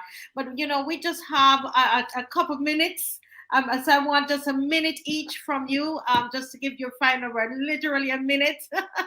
And then we're going to go. Unfortunately, we've not been able to get Mr. Newton back on. Well, I see him on here. Let me just try one more time with his microphone, and I promise you that if it doesn't work tonight, I know he has a lot to say. Believe me, a lot to say. Very, very intelligent man. He is a candidate for St. Philip North. And so we would be very, very happy to have him back on. If he doesn't, let me just check on his microphone here now. Hello, Mr. Nigel Newton, can we hear you? Yes, I am hearing you. I am Okay, hearing you. wonderful. I shifted from my. Is it clear now? Is it better now? Yes, I believe it is way better. It is way better. And I'm unfortunate. I'm just going to give you 5 minutes. 5 minutes to just to share your thoughts, and we will have you back on the program tomorrow if your schedule allows. Go ahead, sir. Oh, you want me to respond to any particular topic, or just share my You thoughts know, generally? I want to ask you. You know, you've given your thoughts already on the voters not being able to vote because they're infected by COVID-19. Is there anything else you want to say on that topic, or is there anything else you want to say to us on why we should vote APP? Of course, because the APP is headed with persons of excellent character, one, and great experience. I recall during the last, not the last administration, but during the Arthur administration, and Miss Lynette Eastman, she exemplified really great talent, and she did a wonderful job during that time.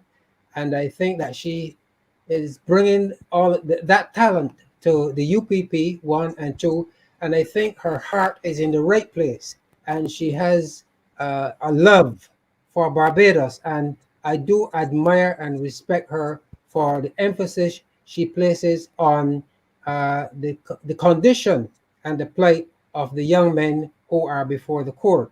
And so, with her integrity and with her love and devotion to the betterment of Barbadians, and particularly what is happening to young men, I think Barbados would be in the hands of a very good person to lead them in the future.